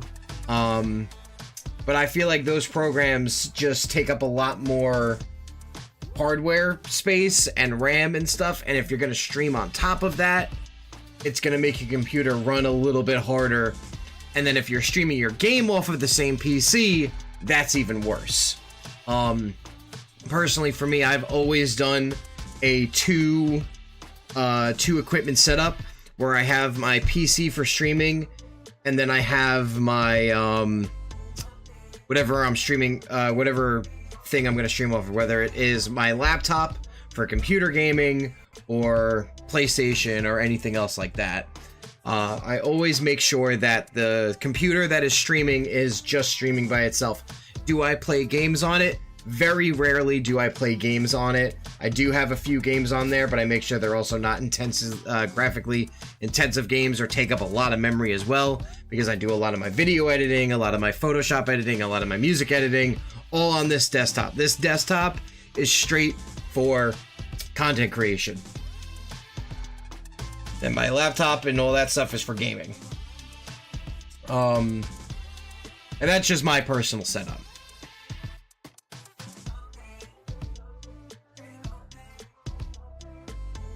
The program I use for the PNG, it's called Vtuber Mini. That's the program I use for the PNG stuff. Very simple. Most people literally will just have it be their character with an open mouth and a closed mouth, and then talk, and then be done with it. I am obviously a little bit more complicated, where I can change my facial expressions and stuff. And it's all through that one program as well, thankfully. It's all based on my keybinds. So basically my keyboard is all of the faces. So like if you were seeing before, if I was typing, you saw my face and stuff change drastically. It's because it's set to that. So I have also, the limitation is that I avoid typing out on my desktop as much as possible. That's why I'll always have my phone set up in case I need to look up anything or anything else like that. Or even like watch videos. I tend to also just not like go onto like my social medias and stuff when I'm on my laptop anyway. I keep all that separate because you never know what you're gonna open up and stuff. So I tend to just not do that as well. So the limitation is that I use my entire keyboard to change all of my faces, because I technically have 10 faces per pose, so that's 40 faces. So that's literally Z, A, Q, and then the number pad on top is all of my facial expressions. But I have it mapped to my Stream Deck. So my Stream Deck basically I got it to my right. Crazy how much goes into it. I mean, that's for me personally. I wanted to make it a little bit more complicated, so that way it's not just this one face and it's like, oh god damn it, you fucking piece of shit. Like, instead it'll be, you fucking piece of shit. Or if I get sad, it'd be like, come on guys, don't be like that. Or like, malicious, yes. Like, this is a different level of angry. Like, this is like, you know, like ticked off angry. This is I'm fed up with your bullshit angry. This is like, oh my god, like I wasn't ready for that combo to be executed angry. This is like, oh my god, thank you so much, I'm so surprised, or I'm happy. Or like, you know, I'm kind of just being like neutral. Like, I wanted to make sure that I was able to express myself through my PNG, and basically I was like, I'm gonna puppeteer my guy while I'm doing this. So like literally I will sit here at times and just, you know, if I'm talking to you and I want to get serious, I'll switch to this voice, and I'll like and switch to this face and show it. And a lot goes into it, because it's just, you know, it's acting. A lot of it is acting in terms of what I do and what I want to do. And, you know, I want to be sure that I can convey what I'm feeling through not just my voice, but through visual as well. And you don't get that a lot, especially in PNG tubers. A lot of PNG tubers just kind of stay with the one face and that's it. But I also want to express like, okay, I'm addressing you guys. Or now I'm addressing what's on the screen. Or I'm playing the game on the screen. Or I'm addressing you guys while, you know, controlling a game. Like, I want to be able to, you know, have that visual representation for you guys to discern. Because I was mostly just thinking about how you guys are portray it. Because if it's just this all the way through, it tends to get boring. So, is that like even the dog I have on screen is technically puppeteered, but she's puppeteered by you guys on Twitch.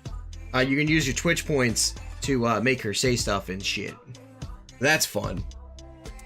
And by the way, this is my dog Coco. She is a Chiweenie, and she always lays in here whenever I stream and stuff. She just likes to be as close as possible. So I'm like, you know what? I'm gonna add her as a part of the stream and stuff. She's got these big old eyes that she stares at you with, and she just gives you all this love and attention. Yeah, she's a little mutt. I love her. I believe I can make her talk right now. If I go to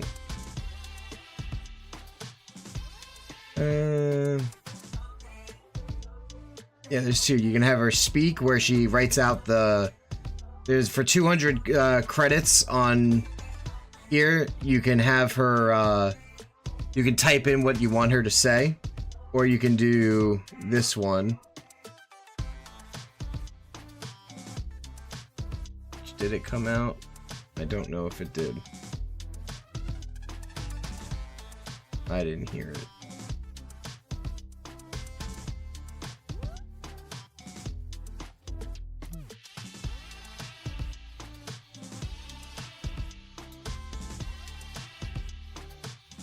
I can't tell if it did or not. Let me try one more time. I'm not hearing it, but I'm also not seeing it either.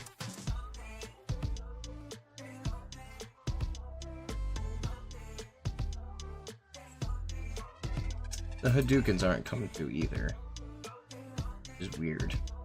Hold on. Hadouken! Okay, I heard mine. That's weird. Oh, you had her say Hadouken. You didn't redeem Hadouken. Because I also have a redeem for Hadouken. I'm sorry. Yeah, I'm not hearing the Coco thing. I have to figure that out.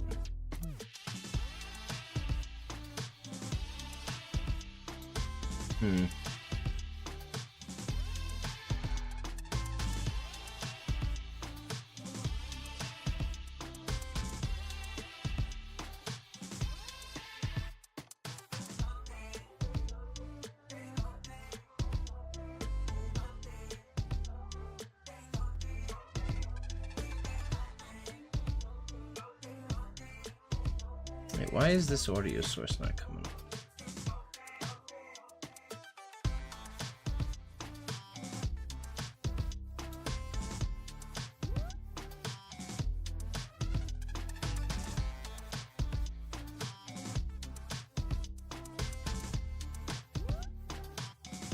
Interesting.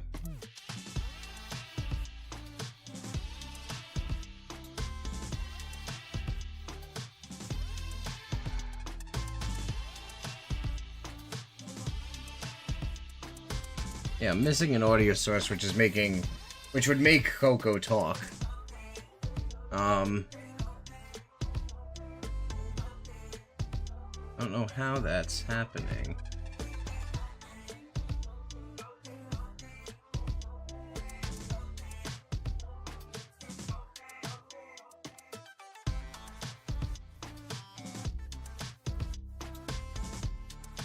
That was weird. There we go. I don't know why that was silenced. It should work now.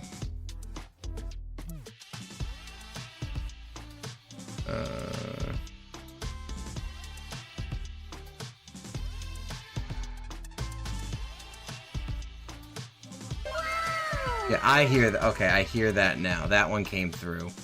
I'm gonna have this because I'm not gonna make you pay for it again.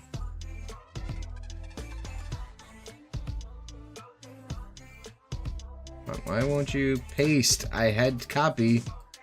Now paste it. Copy. Paste. I'm not type. All right.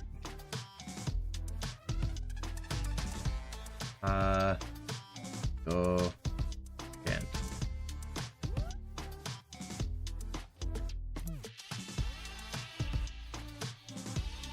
Hadouken. Hadouken. It's an AI voice, so like you're gonna get her to like it's.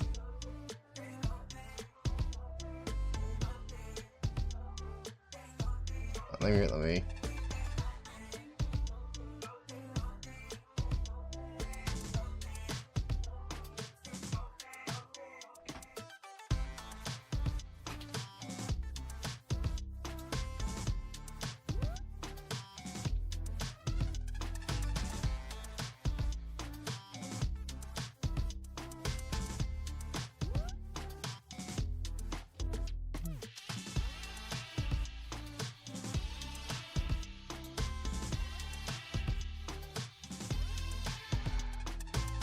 Thank you for following the channel, guys. Yeah, that's what it's for. That's, you know.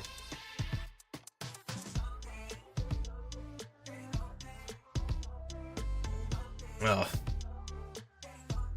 Or at least I got that figured out now. I don't know why that was not working. Or why it was off. Who knows? That's dope, yeah. But I think this is where we are going to wrap up the stream. It is 2 a.m. for me. I do want to get up to be able to record some new shorts to post onto the YouTube channel. If you haven't followed me on my YouTube yet, be sure to also subscribe to my YouTube as well. I stream over there as well, so you know I get the dual stream going, but I also upload videos and upload shorts on all things that are fighting games. Specifically, I've been playing this one game, Dojo Masters, a lot, and I definitely recommend checking that game out. That game is a lot of fun. It is inspired by the old school Karate Champion game for the NES, and it takes it to an extreme where you get to play as different martial arts and stuff. I've been holding tournaments with it on a bi-weekly basis. It's a lot of fun. I definitely recommend checking it out if you do have a Steam account. But with that, I will see you guys later. Have a wonderful night. And as always, good gaming. God bless. Go beyond and keep on keeping on. And stick around for the outro music.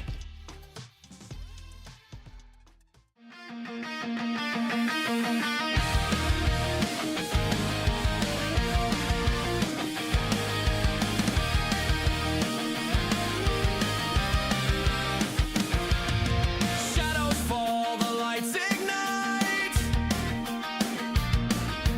Heart is pounding, soul takes flight. Every scar is a story untold.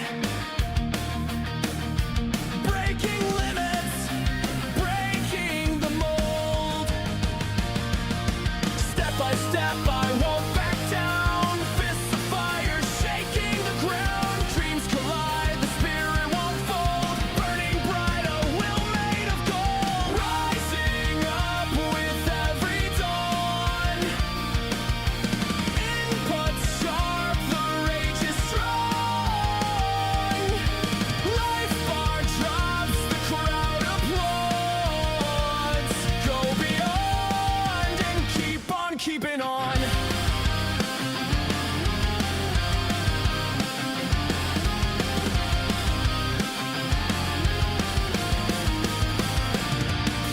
One last round, the pressure's real. Every strike, the wounds will heal. Standing tall though the night feels long.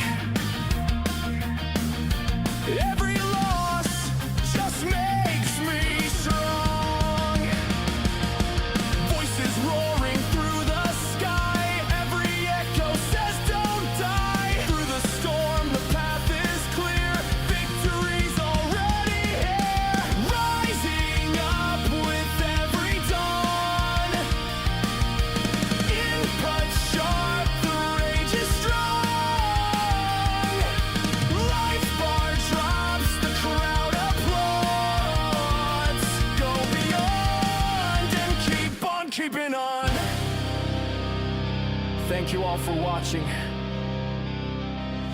Your support means the world to me. Stay awesome in everything you do. And remember, good gaming, God bless. Go beyond and keep on keeping on!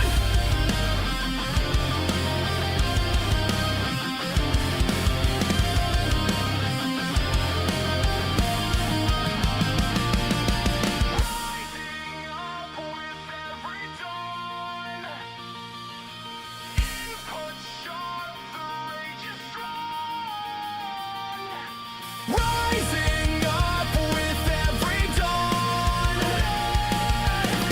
Input sharp, the rage is strong. Life bar drops, the crowd applauds. Go beyond and keep on keeping on. And keep on keeping on.